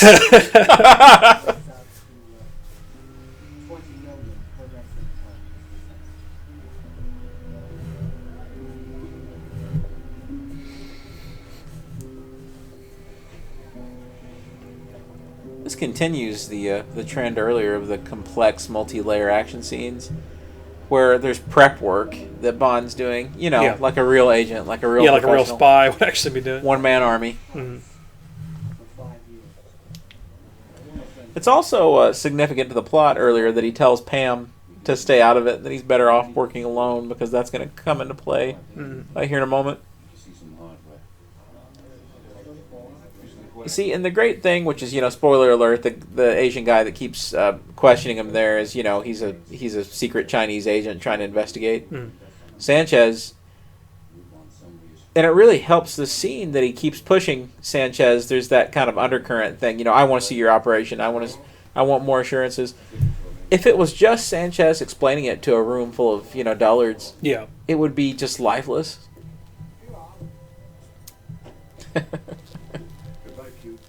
Pair of size 12 women's boots. You're a hell of a field operator. Now go. I'll see you back in London. Some real magic in the movie with Q. Love it. No more business. There's a lot of moments in the other James Bond movies where I'm not sure that Q feels any particular fondness for James Bond. It just sort of seems like he's annoyed with him. Yeah, it's just an obligation, a work obligation. Couldn't be, and this was, I think, the very first time that they tried to maybe say, okay, well, they're friends. They've been working together all these years. It's stupid just to have him be annoyed at him. Yeah. Even in Living Daylights, he's a little annoyed at him, through most of those sequences. He really puts himself at risk in this movie. Yes. First and only time. I like that new kid they have playing Q. Yeah, I think he's very good. I think he embodies a lot of those Desmond Llewellyn qualities. Mm-hmm. It's a shame that they didn't just let John Cleese keep playing Q. I really think so, because, they just brought Judi Dench right over. I Well, why not? wouldn't they have brought John Cleese? I remember I thought for sure that they were going to announce Cleese right after, Dench. Yeah. Because I remember they announced her. Now, here's something that a lot of people don't remember. Do you remember that Judi Dench was a vocal critic of them firing Pierce Brosnan? Oh, really? Yeah. I didn't know. I remember at the time reading that she made some really disparaging comments about it. Because she loved Pierce Brosnan. Oh, yeah. We all did. Yeah, exactly.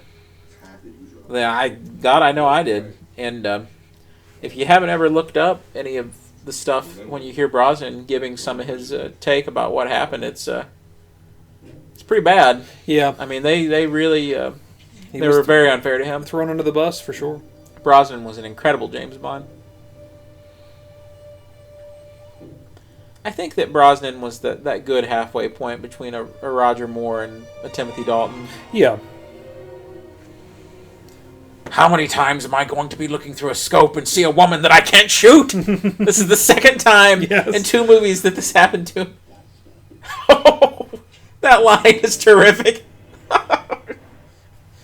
I can't repeat it here, but still, this is a family channel after all. Yes.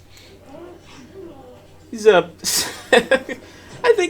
I don't think it's too critical to say that these ninjas are a little out of element, and they're slightly racist. A little yeah. Yeah, not slightly racist, very racist. Okay, all right. You called me on that, definitely. I agree with you. Yeah. It's very racist. These are and a gnat. Oh my gosh, it's worse than the cellophane S from Superman 2. These are some Canon Films ninjas right here. They really are. I'm telling you, man, that pace. This movie is at just blistering speed. I absolutely love it. Even Living Daylights falls apart a little on Just pace. Think of all the locations they visited. Think of all the story we've already got. That could have been the end of the movie right there. What we've got here is a script that's just one of the stronger, I think, that's ever been put to film for James Bond.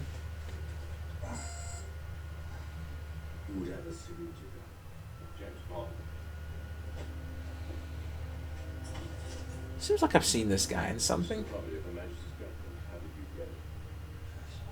That's how he got it.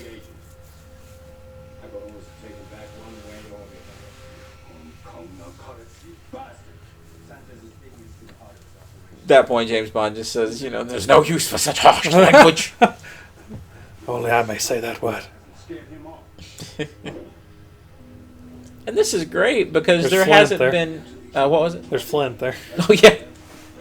There hasn't been any establishment or kind of obligatory dialogue about these Asian agents or anything. You just kind of get it right off the bat. You don't need much.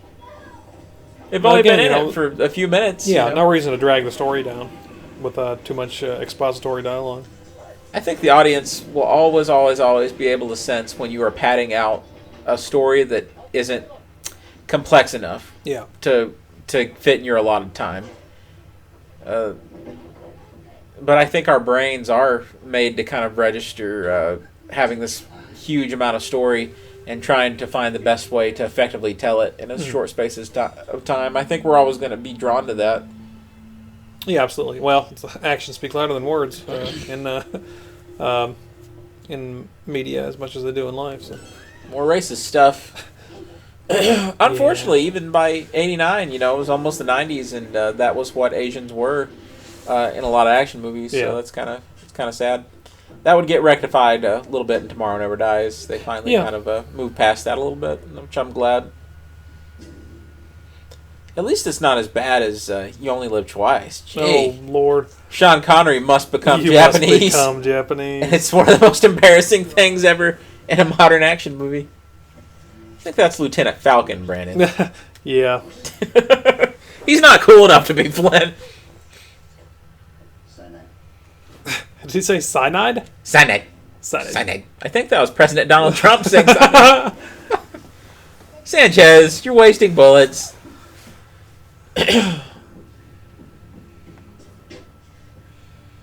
What actual military training do you think this guy has? I'm thinking about half a day. Then he defected. It should have just been Joe Don Baker from Living Daylights. Hey, James Bond, look at all these gadgets I got over here. I'll be back later. Don't worry about me. Mitchell. Yes. I'll be back. And you'll not recognize me. This whole compound, I have no idea about this room in particular. I think it's part of it. Was owned by one of Cubby Broccoli's friends. That was actually in South America or Mexico or wherever. This place was really crazy looking. It's extravagant beyond words. Yeah. He really looks like somebody there. That's that guy from Timeshare, the Fox Family movie. Whoa, you're right. Looks like the bad guy from Looney Tunes Back in Action. Look at Davies pull off that pink shirt, man. You don't question his masculinity, not for a second. Nope. And the pants pulled like halfway up the chest. Those are Fred Mertz pants right there. Showing his entire butt crack. Just like accentuated in the He's pants. wearing butt crack slacks. Butt cracks. Butt slacks. Once again, we have more payoff of, his previous relationship with Lupe. In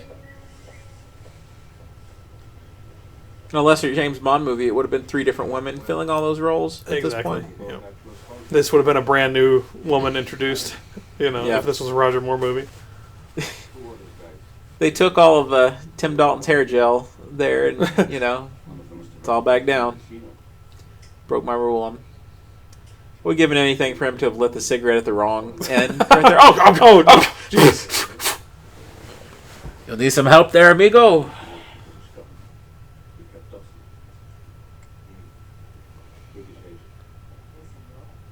I knew it. You have class. I think that's an excellent plot device there that Bond goes ahead and lets him know that he's a British agent. Yeah. Because he knows that they've, clearly got any kind of ID or whatever that he had on him, or by now they've probably been able to ascertain any information about him. Yeah. So why not be forthcoming?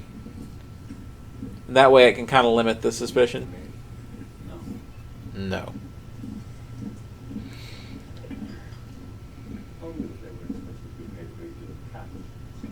It is just warmed up bourbon. It's not even coffee. This whole subplot is so much more rewarding, like on repeat viewings, when you realize that Bond's whole purpose is to try to manipulate Sanchez into killing all of his lieutenants. The script is... I'm telling you, man, the script is as intelligent, if not more intelligent, than a lot of the modern Bond scripts. Oh, absolutely, yeah. You could take this script and just plug Craig and, a modern actor. And it's funny, I joked about this before, but you could take this script and have Benicio play Sanchez in a film with Daniel Craig. Yeah. And it would be perfect.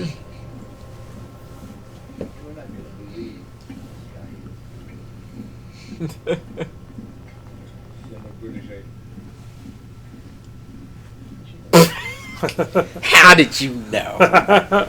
Oh, salacious.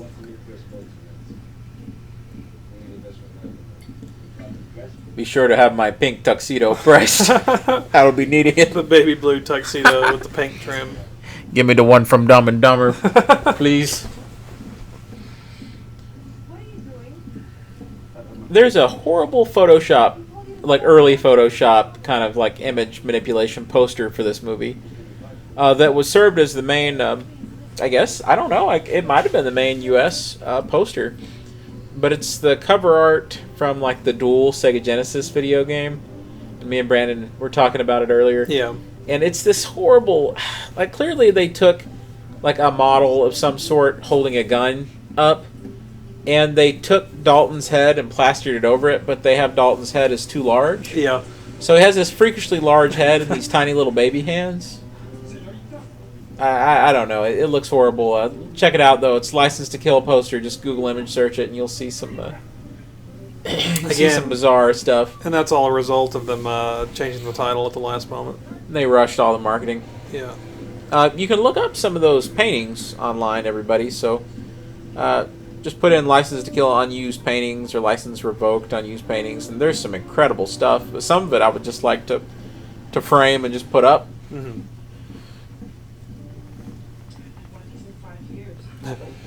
Everyone smokes in this movie. Idea. At least Q's not smoking. That would have just been. Q takes out a gigantic cigar. It's a stogie. Hey, Griswold, make yourself useful. Light my stogie or whatever. Get me a stogie. Not doing any constructive here and there. Get my stogie. This is the scene I'm talking about that I think it's too far. I mean, it's a little much for me. I mean, you know, throwing her down, putting the gun to her face. I mean, come on, man. It's a little much. I know they're trying to go hard edged and all that, but I think it's a little extreme. I think the reaction's extreme. It doesn't really ring true. But at least Dalton has the good sense to play kind of the embarrassment and the shame after he realized what the deal is and realizes that he ruined it for her. Yeah. About the attempt on Sanchez.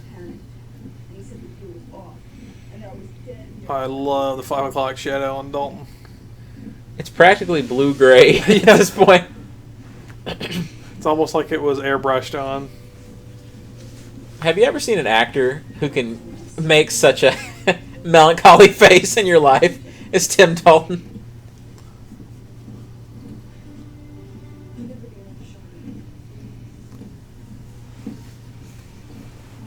He's in his Gaston costume there. Oh, he would have been incredible. Yeah, he would have been great, actually. CQ is in his safari outfit. They're going elephant hunting there. Rhino hunting. What is that? Is it Lou Scheimer? Yeah, that's who it looks like. It looks like Lou Scheimer. Hello, James. It's me, Lou Scheimer. Oh, God, James. Do you think we can do the next one animated? There's nothing better in the world than American animation. For a British secret agent.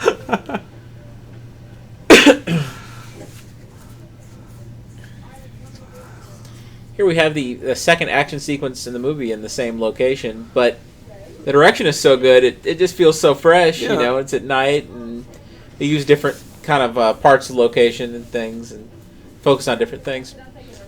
Robert Stack, may I please? Captain Stack. I guess I don't really know a lot of things about yachts and bringing them into harbors and things, but I don't really know like what's going on about the harbor pilot. Is there somebody who comes aboard to steer your ship in? Is that the deal? I have no idea. Because I just don't really get this, but maybe if I knew more about it, I would. Yeah. Especially how she's so easily able to just kind of Yeah. do whatever here. No! Oh no! Those guys thought their best option was to jump off, practically in the direction of the incoming boat. They were both mangled. Oh yeah, beyond repair. To death. I mean, it was closed casket for sure. I'll just tell you that right now. Oh, Lord. I'm sorry, that was tasteless. There's Q in his poop deck pappy cosplay. This is my favorite schlubby Dalton costume in the whole movie, where he's got like the big blue oversized T-shirt. Yeah. He's not even wearing shoes. The only thing better is if he had a pair of flip flops on. He's wearing Crocs. He's out of money. He's not. Okay. He's not actually in the service. He's out of money. Like he's broke. Well, they have cut him off. Yep. Daddy Warbucks there, M, has cut him off for good.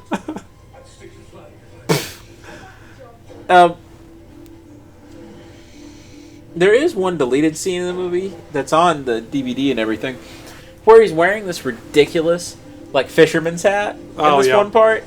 And it's when he's with Sharky, and they're, like, scouting out the boat before they try their, like, seek and destroy mission or whatever. And it just looks so ridiculous. And John Glenn actually joked that he believed that was pretty much the whole reason the scene got cut, was because the hat was too silly. Stupid. Well, you see, I bought this boat, and You got some cocaine eye going on let me put my glass eye in and my fake teeth, and I'll be right over. You don't got a backer stick I could chew on, do you? He's got a pack of Red Man. He's just getting ready to pack in. Or 70s henchmen back there.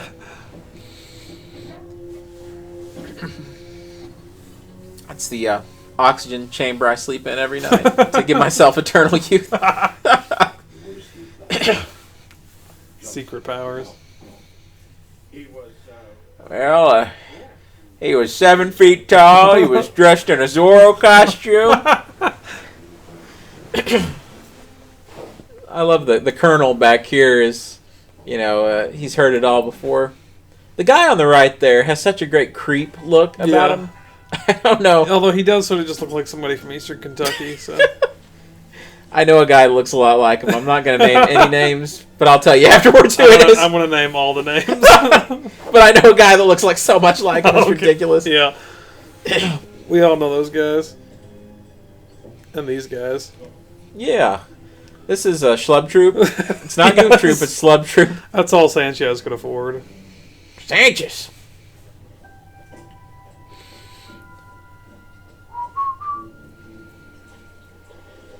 The water looks a little be filthy there, actually. That's which pee.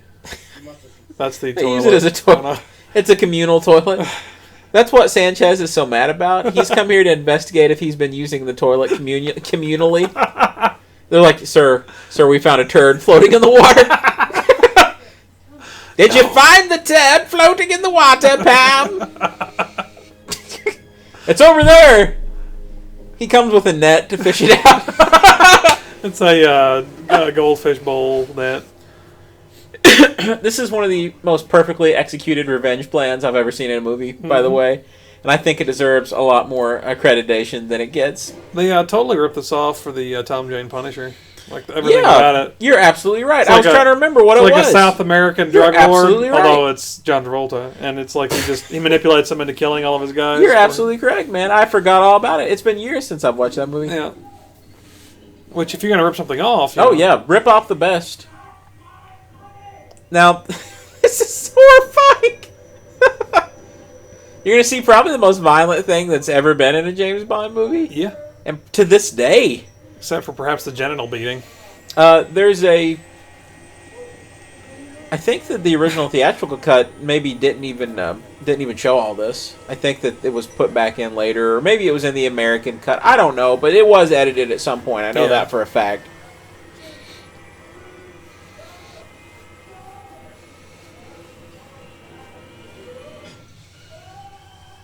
Oh gosh. Dalton will not turn away. Oh. There's some trauma stuff going on It there. is. I guess he was in Willy Wonka's chocolate factory and got a hold of the wrong stuff. Willy Wonka's Revenge Factory.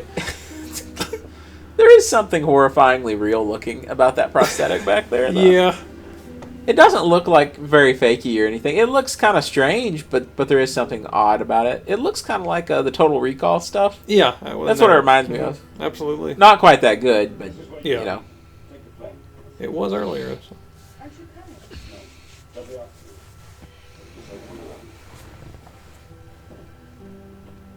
He gives Q a submachine gun and says, "Okay, Q, you're coming with me." They're immediately arrested here. Madame. Q is far more heartbroken than Pam Bouvier. Yes. See, he's looking back.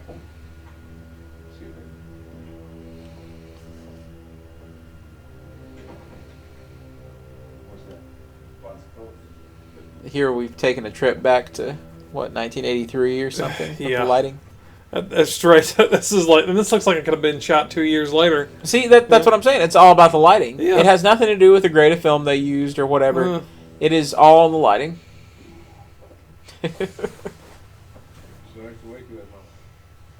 He had to get in before curfew. His dad came in to check on him.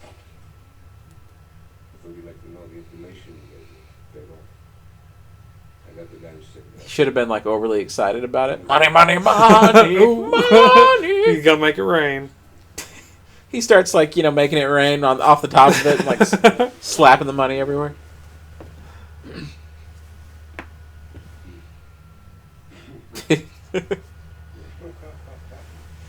You're funny. Oh God.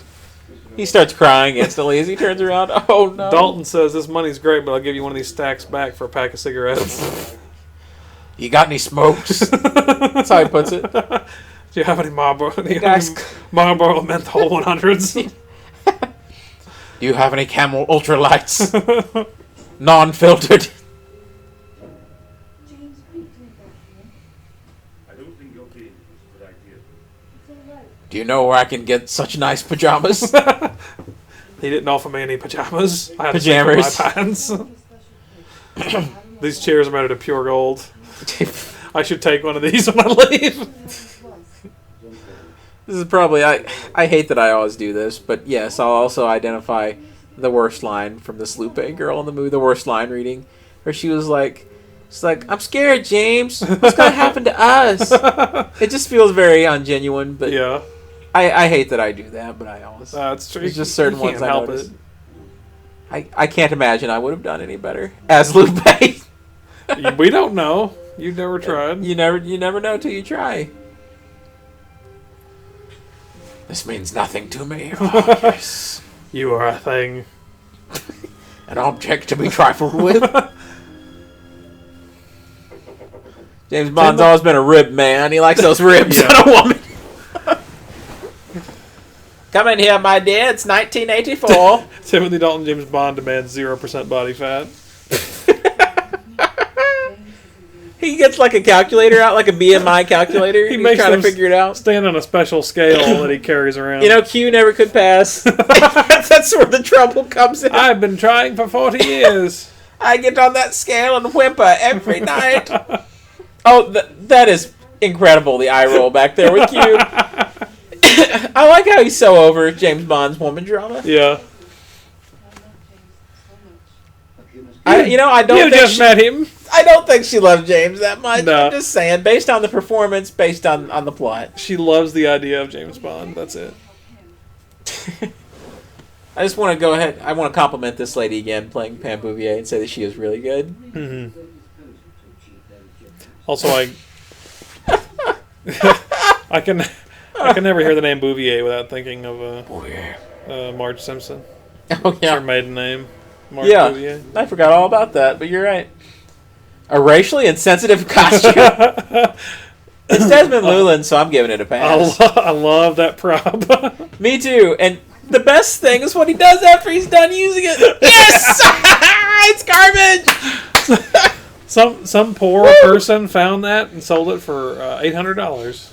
He compromised the entire operation because they found it and realized they were MI6. Yes. This scene is... I want to say that the placement is a little too early. Because to me, by the time that she actually shows up in the Yeah, plane, then it pays off. I've forgotten it. Yeah, it's difficult to remember it. James Bond movies can be pretty sprawling and sometimes much better appreciated on a second viewing. But License to Kill works both as a first viewing and a multiple viewing Bond movie. I never truly understood the plot about the Stinger missiles. They keep referencing the Stingers. And I guess that was like the deal that he was going to be paid in Stinger missiles. Mm. But who are the Stingers? Is it the American military somehow from that general? Somehow he's going to get the Stingers for him? Yeah, I think And then so. he tries to get away with the Stingers himself at the end of the movie? I have a hard time following it. I mean, maybe someone in the comments can help me out.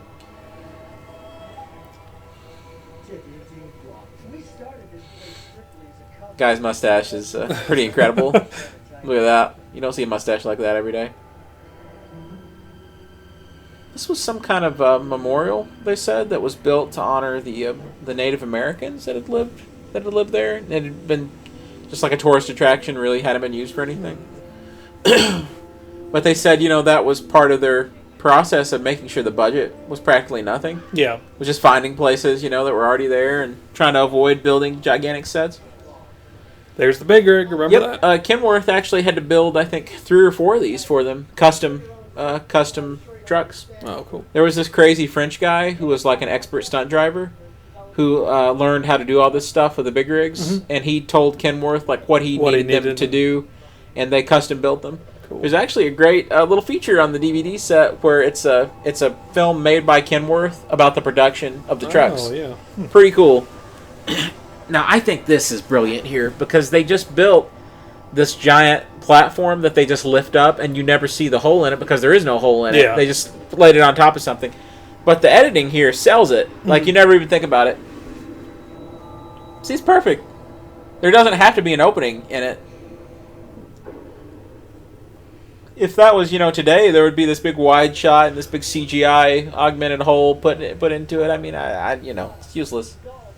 Yeah, they would have built it exactly like that, except just with a big green spot underneath or orange spot, and then filled it in with some ridiculous.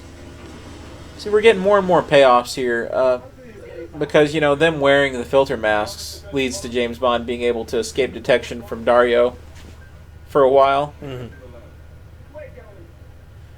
I always think that Benicio del Toro kind of looks like Robert Davi, like a little bit. He does, yeah. And so it kind of seems like he's Sanchez Jr., which I think is kind of the way they're playing it. I think so. It's his pupil. It's his nephew. In a lesser James Bond movie, I think that he wouldn't have even been wearing the filter mask. And Dario would have been like, there's something about that guy. Yeah. What is it? They would have just played it up. But I think it's goof. perfectly acceptable that guy he saw that one time, wearing the filter mask, he wouldn't be able to maybe instantly pay it. Yeah, it would take him quite a while. Take him a few minutes, then he would get it. Benicio is Robert Davies' nephew, just like James Bond Jr. is James Bond's nephew, and they're going to go on and have some... I was thinking the same thing when you said that, because I thought, oh, nephew, all right. Yeah. Benicio plays this so well here. Because at this point, he has figured it out, so it's been pretty quick, making it even more realistic. Mm.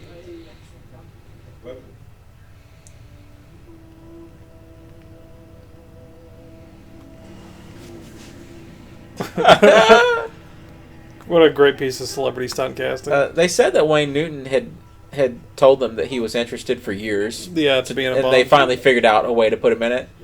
And he's really, really good in this. He is, really good. Well, musicians are great performers, so... I give him a lot of props for doing so well in this movie. And adding a great little element of levity that I think the movie needed. Yeah, and his looks great.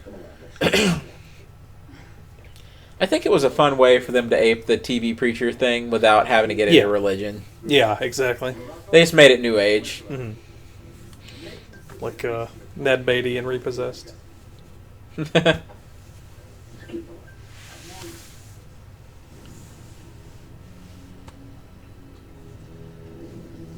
I hope that this isn't really possible, so that drug dealers didn't watch this movie and were like, oh, great.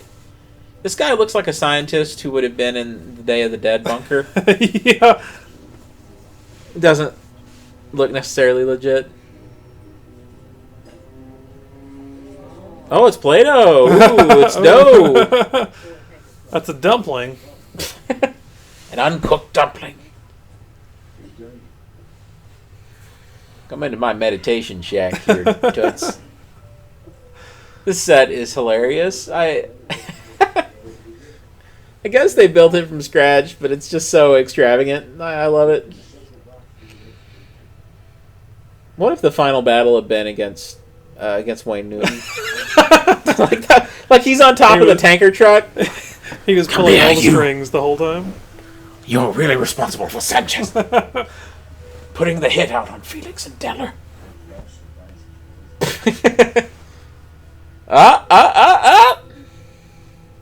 Forget about it. Oh! If you want it, you can get it. Let me know. Then the movie takes a dark turn, and she just nails him right in the head, blows his brains out. And well, this wasn't, in tone for the movie. Yeah. Bless your heart. It's the disguise from Conan the Barbarian. Yes, it is. Yep, there it is. Bless your heart. Is there any other kind of tanker than an ocean-going tanker? I mean, really, I don't think there would be a river tanker necessarily. An air tanker? Yeah. A mud tanker. Hey! Bond! He's doing it. I love this shot here because I'm not exactly sure how they got that back there without putting some people in some danger. I think it's fairly obvious they did put some people in danger. I mean, I think it's pretty legit looking. I'm impressed. I'll put it like that.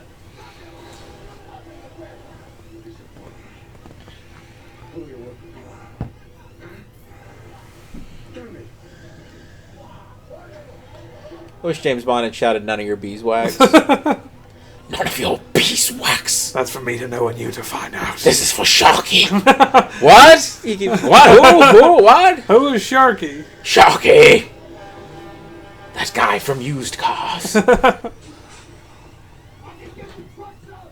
Does anybody have a gun? We can just shoot him. We're all out of guns. We gotta go. All the guns got burned up in the fire. The guns are melted. I found one, but the bullets got melted. That guy is giving James Bond a very meaningful hug. Do you see how much? Look at that. He's just looking at that. He shakes him every now and then. That's tender. He's like, I'm still back here, ma. I'm still here, ma.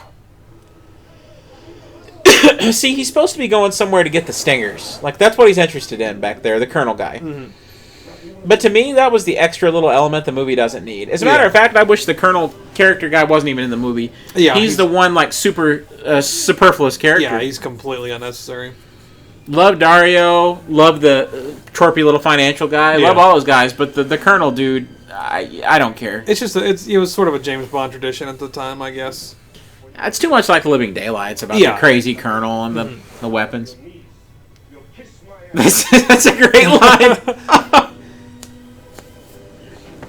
You know, honestly, aside from like Max Zorin maybe from View to a Kill, who isn't even that great, Sanchez is like the only memorable 80s James Bond villain, in my opinion. And that's it's a shame to say that, I guess.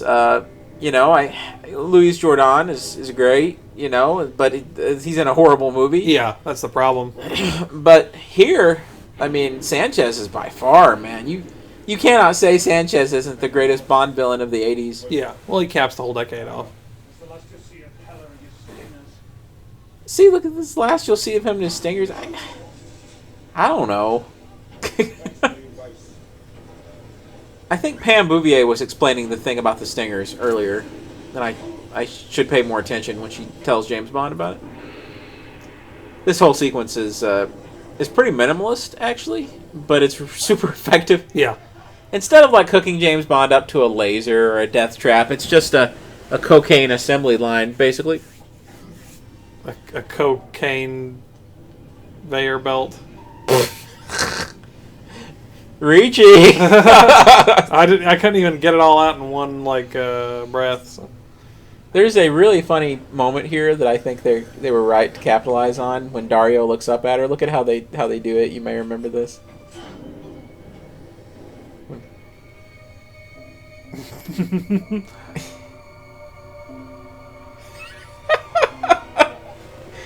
Dario is like so nuts at this point that it's like she's supposed to be like this angel, and he's like, he looks like the embodiment of Satan. There's even fire in the background when you see him. I don't know. It's just a funny little visual thing. He's also high as a kite. Well, they probably both are at this point. I mean, So think about how much cocaine is in enough. the air. This is pretty horrifying. Yeah. Red mist, y'all. I breathed in so much cocaine. That's how he's able to like drive the truck and stuff. He's so high. Oh no.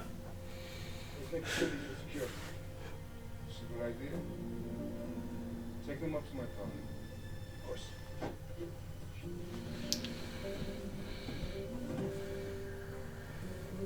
And even this scene with the Colonel, how it's like off camera, him killing him, kind of doesn't really do it for me. I don't know, because here in a second we'll see the results of that, but it's just kind of It's one of those. This character, I'm sure, is a late addition to the script. You know, that's what it screams of. Or an early edition that should have been deleted. Yeah, maybe like a remnant of a plot that like he was supposed to be the main villain, and then they decided not to do another military guy. Mm-hmm.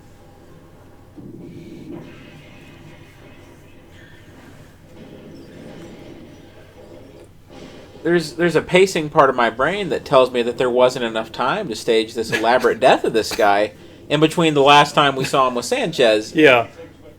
He came to a dead end is like the worst pun in the movie, and you can tell Dalton doesn't even want to say it there. Yeah. So they should have just minimized that guy through the whole movie. He was just, I don't know, he was just a poor Sanchez could have just thrown him off a cliff or something. You know? And I'm not trying to downplay that guy's performance. He does a really good job. Yeah, I'm he's saying really the good, script is at fault. Yeah.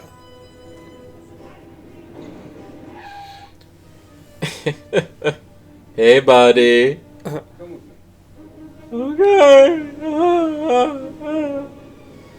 That guy was the villain in Revenge of the Nerds 2, Nerds in Paradise, if you remember. Oh, you're right, aren't He's you? Ted McGinley's replacement. I guess he's in like Billy Madison and stuff too. Did he not want nerds staying at that hotel? I guess not. A golf cart. There's not many more or less dignified ways for James Bond to escape. Get to the truck! Go in the truck!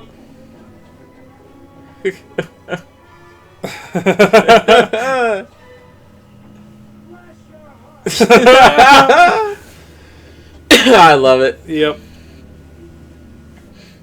See, we come back to the plane here, and it's been so long, ago that we saw her get the plane. I don't know. I don't know. I have no idea why Bond touches her thigh there to push her into the plane. It's just kind of weird. Why not?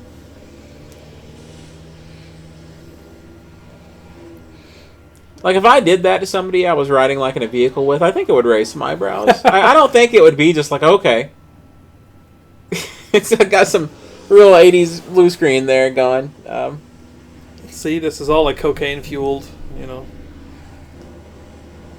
Oh, that's terrific.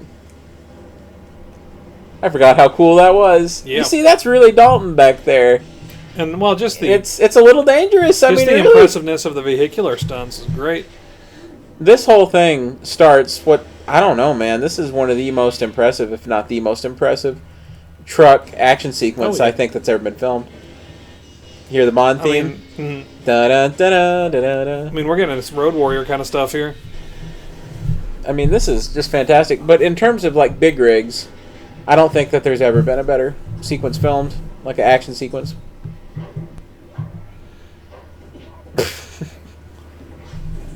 Guys, I'm sorry. If you're in the cab of a vehicle with Tim Dalton, you will get thrown out of it.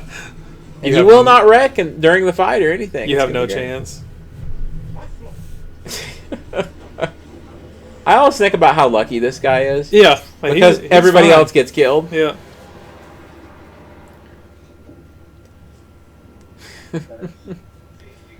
We have some blue screen footage chasing us in the background, please. Yeah.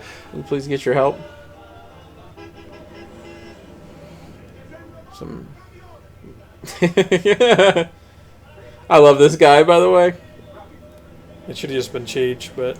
I think he was I think this guy's a stunt driver, and they just, kept him in the movie or whatever, because why not if you actually have to have him do all this stuff? Yeah.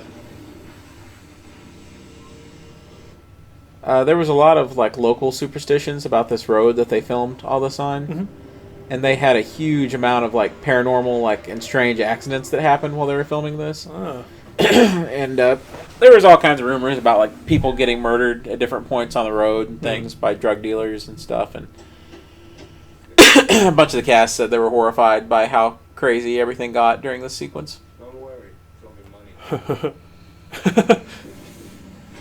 It's only money. We're about to see the first example of those strange accidents, actually.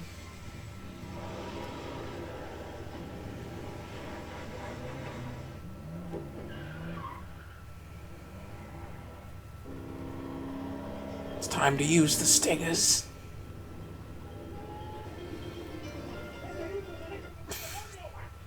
Turns out he's just shouting gibberish, like it doesn't mean anything in Spanish. See, check this out here. That wasn't meant to happen. Ooh. Yep. That Looks was incredible, It though. was supposed to climb up on it a little bit and then come back down, but it got jarred a little too much. And they said it looked so cool, they just wrote it into the movie. Yeah. Well, they sort of didn't have a choice after they totaled the truck, I guess, but they did write it in. Just tell us James Bond's power level there, buddy. Creepy guy. I love it. James Bond becomes an expert. Pick up the big rig driver. And this guy, that was, in shot, him running away and that thing exploding. I mean, it's pretty horrifying. That was done for real, by the way. Wow. Then they had a rigged up version of the truck where there's a wheel on the side that he could balance on. Oh, yeah. Look at that. Unbelievable. It's that crazy stunt driver I was talking about. I think the French dude was able to do it. Now, later on, there's something he does with a truck that's completely impossible. And kind of hurts the sequence a little bit, but that's okay. That's all right. I know what you're talking about. Whoa!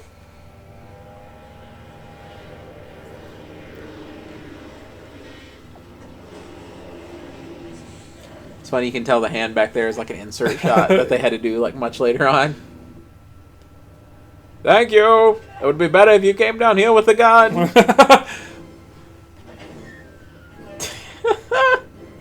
Weaponizing the tanker truck, man. It's pretty incredible, I gotta say. And that, all being in one shot there is pretty horrifying. Oh, no. The guy seems so upset. I absolutely love it. It's only money. Now he's Italian for some reason, I guess. Mind tricks don't work on me. Only money. Yep. That's the reference. This guy cares so much.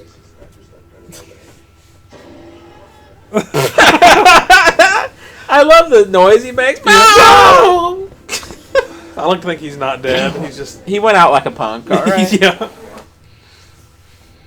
He just kept his mouth shut. James... Dalton's leap into the truck there is awesome, by the way. One step. These guys look like Harry and Marv in Home Alone 2. With the Yep, paint. when they get the white paint. Yep. Well, I guess Marv. Yeah.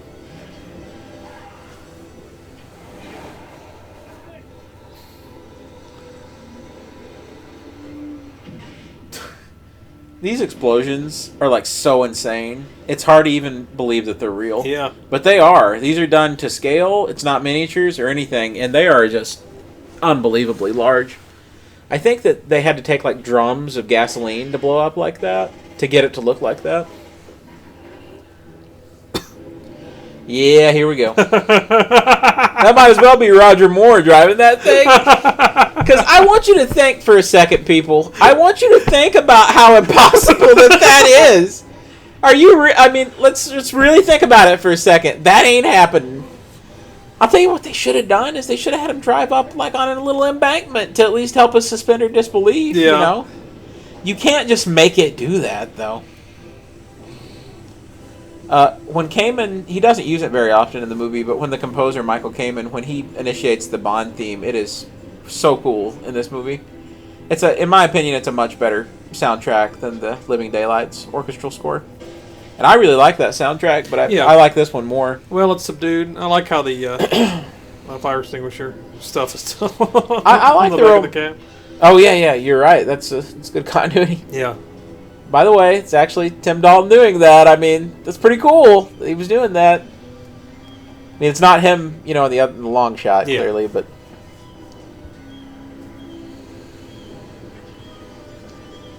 Woo! Raiders of the Lost Ark, y'all! There's some pretty good Raiders level stuff in this sequence. There is, yeah. Well, not dissimilar from the stuff on the tank in Last Crusade either. Well, that's true. I would say that this is more driven by practical danger, though, than the stuff in the tank. Yeah. Which was more of an effects, showpiece, which is fine. And this is just an incredible shot. And I'm not 100% sure how it was done. I'll just be honest.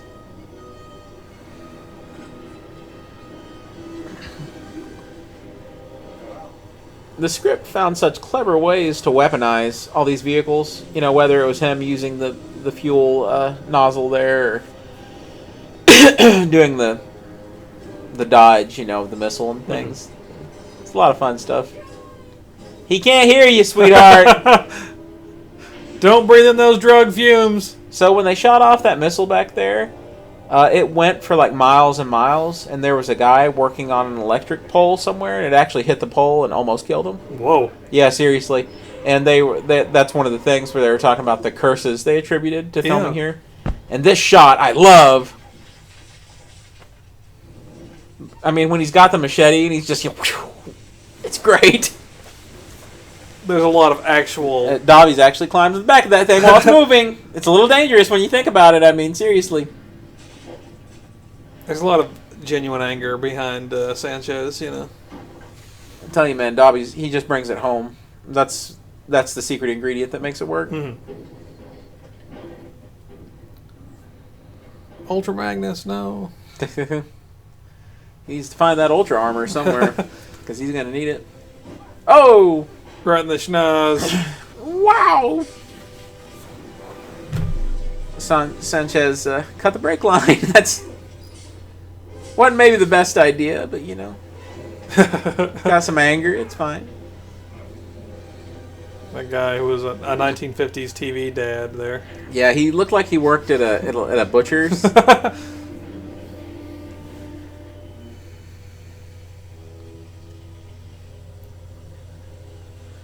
You know, it wasn't until Quantum of Solace that they allowed James Bond to look this roughed up again. Yeah. And I think people had some shock about how rough he looks at the end of Quantum of Solace, but I was like, well, you know, this was already done in '89. Exactly. And this is extreme. I'd love to do a 6-scale figure roughed up like that. That would be great. In a movie, that would be awesome. He looks a little bit like Logan, actually. Yeah, he does.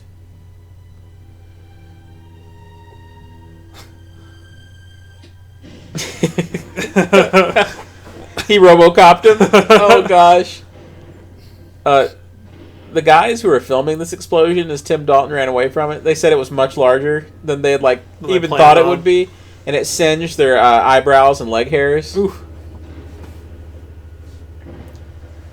They also got a picture of this explosion, and it looked like a fiery demonic hand was coming up from it. Whoa. And it freaked them all out so badly because of all the horrible things that had happened on the set. It's the cursed road. You know, this scene to me is so important because there's this moment where you see that even though he's done it, it gave him no satisfaction. Yeah. And they preempt it pretty quickly here with Bouvier and all that. But still, He's not reveling in it. He's not...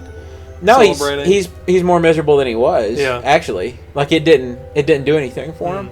It did not fill the void. Of course, in the books, you know, James Bond always kind of ruminates on, you know, whether he's too far gone, and I think that's kind of the moment. I have a feeling Dalton probably fought for that moment. Yeah. And not a big smiley, yeah, I got you kind of thing. I'll be up to see you next week. Good. Be out by then. M called. To me, I think that's like a reshoot thing or something there because Felix seems a little happy for his wife to be dead. Yeah. And to be missing a leg. I'm so sorry about your wife, Felix. That's all right. I'll find another one. That was my third one this week. And then they're like, well, M's calling. He's got more work for you. They just tried to kill him. Yeah. So I think that's misguided. But not a deal breaker. Yeah. Just misguided.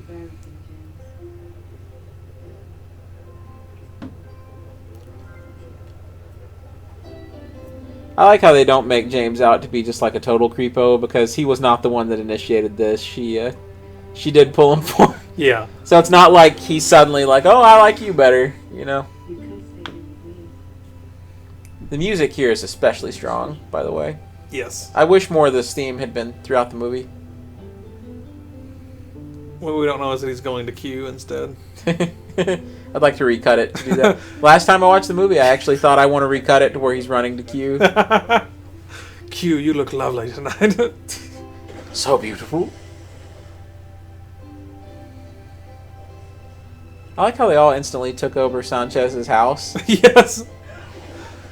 I like to think that they gave it to the people. Yes. You know, for as corny as it sounds, I think this is legitimately just incredibly romantic. Yes. Like, I really love this in the movie, and I've always just thought it had the best, most melancholy kind of 80s sort of romance to it. And the song is impeccable. And Q's going to have both those drinks. Oh, callback! And I know this is a little silly, but I don't mind it. Yeah. I kind of like it. It's kind of funny. It's almost, you know, the kind of, This movie was really, really serious, guys. We know that. But just Yeah. remember, it's all in good fun. And this is a Exactly. James Bond movie. Anthony Zerbe played Milton Crest. I'll have to remember that name because I've seen him in so many other like 80s movies. I think maybe he's in Commando or something. There's something like big that I saw him in. Yeah. I'll have to look it up. It's really funny. If you look down there, you can see Pam and James Bond just like stuck. Yeah. That was a passionate embrace. I just kept going.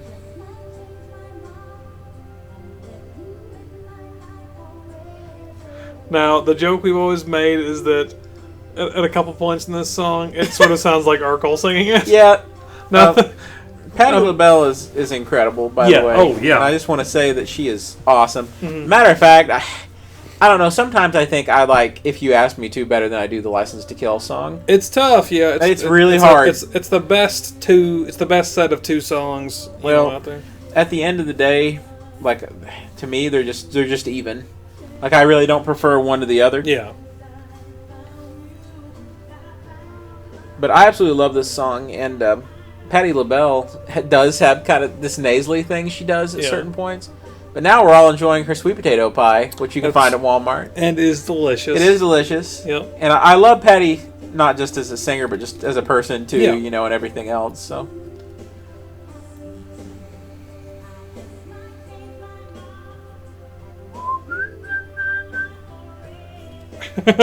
Yeah, that forever Yeah. part. License to Kill spelled Licence officially, by the way. Yep. Just the European spelling. Yep, and that's how you should always look for it. Love this part of the song. The credit's so short, I mean, It really is, but Not that like tells today. you how much they were able to accomplish with that tight-knit group. yeah. With no money. Zerbe, he's in Star Trek Insurrection. That's where. I Oh, remember yeah, him. that's right. And he was in Matrix Reloaded and Revolutions as one of the counselors. You remember one of the guys in the Council of Yeah. Zion or whatever? Mhm. Those are the places I remember. I looked that up, by the way. I didn't just remember that. James Bond will return. 6 years from now. Little did they know what a struggle that would be. Yeah. James Bond will return indeed. Maybe like eventually. Yeah. Gosh. But that was License to Kill. License to I Kill. hope that through all of our fun that we had at the movie's expense at a few certain points, you could see how much we genuinely love it. Mhm. I think it's still my favorite James Bond movie after Yeah. all these years. That was the conclusion that I came to in my teenage years, and Brandon, I want to still say holds that up. Brandon was early to that, by the way. He recognized it very early on, and I would tell him, no, Brandon, I don't think License to Kill. I don't think that's where it's at. And Brandon, at that point, had a lot more mature movie taste than I did, and had seen a lot more, had been exposed to a lot more, and I wasn't ready for it. And Yeah. as I got older, I developed, just such an appreciation. well, and I'll echo that sentiment by saying that I was not, I was not an extremist, but I was not completely sold on Craig as Bond or Casino Royale when it was released, and Jared had seen it once before I did, and he sold me on the movie by telling me that it was the spiritual successor to License to Kill. Well, And yeah, I was like, okay. yeah. At that point, I had grown, to absolutely adore License to Kill. Mhm. And sure enough, when I saw Casino Royale, I thought, oh, okay, they get it. Like, Yeah. they get everything that was good about it, but there's kind of a cool, different sort of modern edge to Daniel Craig, that it was different to Dalton. Yeah, exactly. Like I said, people, they weren't ready for it in 1989, but it took a little while, but things caught up. We've talked on and on about just the movie itself and the way that it's paced and the way that the story is laid out and how everything is rewarding. Every plot point is a reward, and you stick with it, you pay attention, and the movie rewards you're paying attention. One thing we haven't really talked about is what is it about Timothy Dalton himself that makes him like James Bond to us. Like all these years later, Tim Dalton is still what I think of when I think of James Bond. Like when I'm reading the books, I'm the only person I'm seeing is Timothy Dalton, and I don't know, it's his, I mean, we hit on it in small doses of the commentary. He's got a sort of danger, he's got an imposing quality, but I don't know. It's hard to distill, and I guess it's one of those things. It's why Connery or Roger Moore, whoever happens to be a person's favorite, it's an intangible, quality, that they may have that really speaks to you through them as the character. I think the word that I would use to describe my fascination with Tim Dalton's James Bond would probably be the word mystique. Mm-hmm. I think that he has this real particular mystique about him as James Bond, and I think that 95% of that, 90% of that, whatever, is due to his intense performance and his. He's got the James Bond look. Yeah. He's got that kind of hard-edged look. He's got the steely eyes, and he's got the gravelly voice, and he's got the perfect accent. And he's one of the only actual British people to play James Bond. Yeah, that's true. You think about that, folks. He's one of the only actual British men to play James Bond. All right, think about that. Not Welsh, not he's British. Anyway, though, he not only exudes danger, like you said, but he is genuinely charming with the women in the movies, and he's genuinely warm with Q. And I think that kind of versatility, and that he took the job not as a franchise player, but he took the job to make a performance statement. Yeah. That's what sets it apart. That's what gives it power. Like I said before, Timothy Dalton is performing for the betterment of the character. He's an actor who's doing it. He is doing it. I agree. Well, he's doing it. He's doing. Where, like I said, as Roger Moore and even Connery, certainly later on, Diamonds Are Forever, are playing themselves or caricatured versions of themselves. And they're trying to have a good time. Yeah. Like they want to have a good time. And I think Dalton's all about sacrificing, whatever to make the character look better. He wants the character to be more effective and more convincing. He's not worried about himself. He's not self-obsessed. Mm-hmm.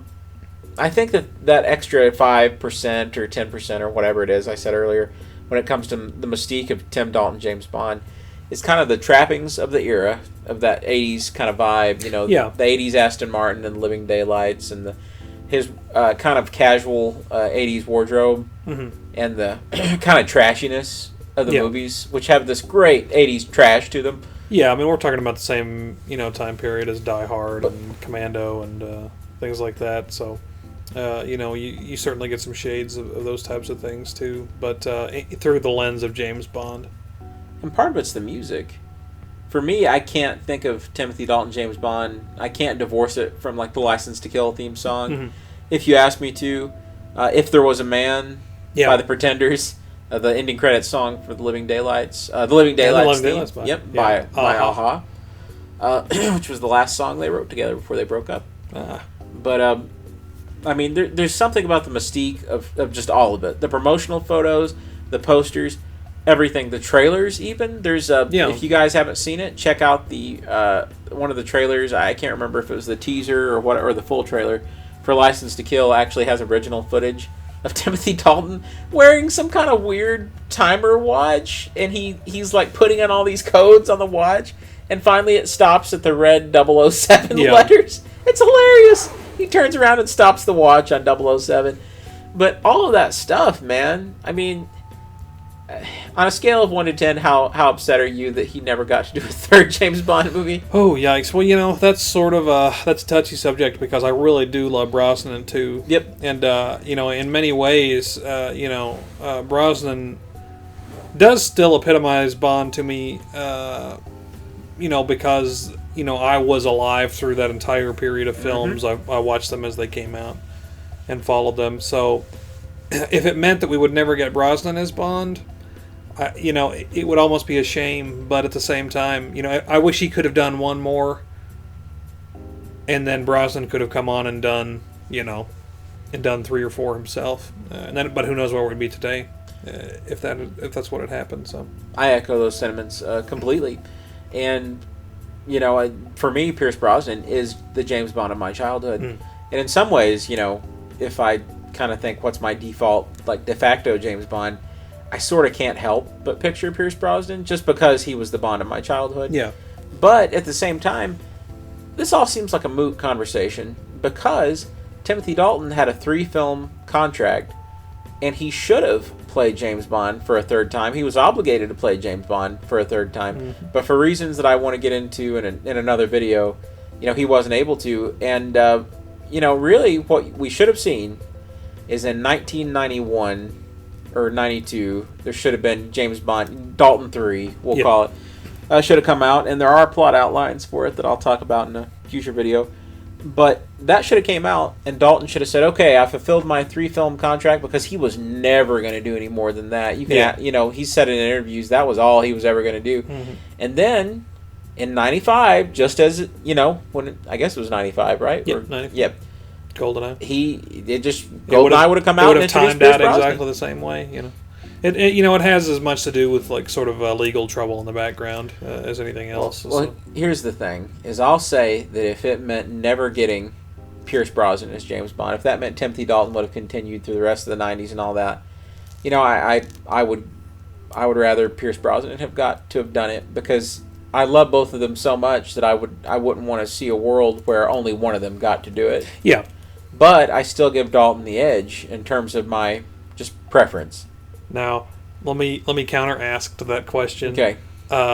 If you viewers may or may not know that Sam Neill was also up for James Bond for The Living Daylights. How badly would you have wanted to see Sam Neill be James Bond? Oh gosh, I would have. Oh man, I would. It's the have same loved thing. to see I would Sam never Neill. give up Timothy Dalton. No, to see it happen. But again, I wish there was a world where we could have seen both. I couldn't give up either movie, but I wish that somewhere in the can there was an alternate version of The Living Daylights with Sam Neill. I'll tell you as what. James Bond. I'll tell you what the perfect compromise to that is. A version of GoldenEye made in 1992 with Sam Neill as Trevelyan. Oh yeah, that would have been great. Think about that. That would have been great. Yep. Oh man, that would have kind of scratched that itch. Yeah. I still think they should get Sam Neill to play a Bond villain. Oh, that'd be or great. Something. Well, he's back in the big time now after Ragnarok and Wilder People and everything. So. Yeah. He'll be back for Jurassic World 3 as well, I'm sure. Yeah, I think I read today or yesterday that he's going to be in the movie. Well, that makes sense because just Jeff Goldblum is in The Lost World, and then just Sam Neill is in Jurassic Park 3. So yeah, and Ellie Sattler as well. They said. Oh, cool! Return in the awesome. movie. At least that's what my Jurassic World guy that I follow on YouTube. He made a whole video about it today. So I don't know. Hopefully that's a thing. Yeah. But this isn't a Jurassic Park video. Yeah, that's not. Anyway. But man, I'm telling you, Dalton, his James Bond, for me, was the epitome of the portrayals of that character.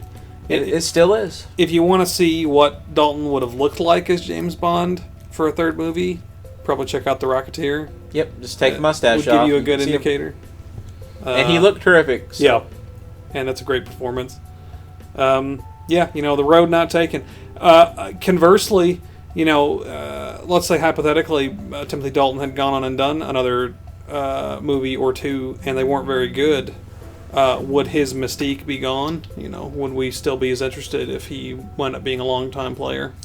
I don't Hard know, to say. and that's the thing you've got to ask yourself: is it quality over quantity? Mm-hmm. Would he have done a third James Bond movie, and it just would have been kind of shabby? Yeah, and it would have tainted his legacy, or maybe he would have tried something different with the performance, which I doubt. But if it had happened, it would have hurt his tenure as James Bond. So in some ways, maybe it's good that we got less. Maybe that's what helps his standing. Yeah, exactly. Of course, it's aged like a fine wine, and most revisionist James Bond has been defending On Her Majesty's Secret Service and Tim Dalton's performance as James Bond. Yeah, and hindsight, a lot of people really do appreciate it. And again, as I've said before, when you've got something like that that's ahead of its time, License to Kill is maybe the only cult James Bond movie, because it underperformed and really only kind of found its audience later. So. Great movie. I give License to Kill my highest recommendation. Absolutely. And I hope this commentary has helped you all find some new enjoyment. Maybe you learned a couple things you didn't know about License to Kill along the way. I hope so. And like we were hinting at before, we want to try to do some more James Bond content in the future. It's kind of been on our minds lately, especially with news of the fifth Daniel Craig film kind of stirring up. So hopefully we get some. I guess he's filming it right now. Oh yeah. I saw some leaked pictures of him that was supposed to be him filming the new Bond movie. I could be wrong. Well, I'm curious about that. Yeah, I hope it turns out well. But we'll see. We'll see how it goes. Yep. I do love me some Daniel Craig. Yep. We actually loved Spectre, unlike a lot of people. Yeah. So tell us, what do you want to hear us do a commentary on next? Do you want us to do another Bond film? I would love to do The Living Daylights or Spectre. Either one, Yeah. I think would be both fun really choices. Cool. Love to try GoldenEye. There's a lot of them that I would enjoy doing. Well, maybe we'll eventually have the entire series commentary. I think that'd be great. Tell us which one you would rather hear, my friends. But everybody, this has been Brandon. Then this has been Jared. Fanboys Forever, signing out. And remember, James Bond 007 will return in The Duel on Sega Genesis. Peace out.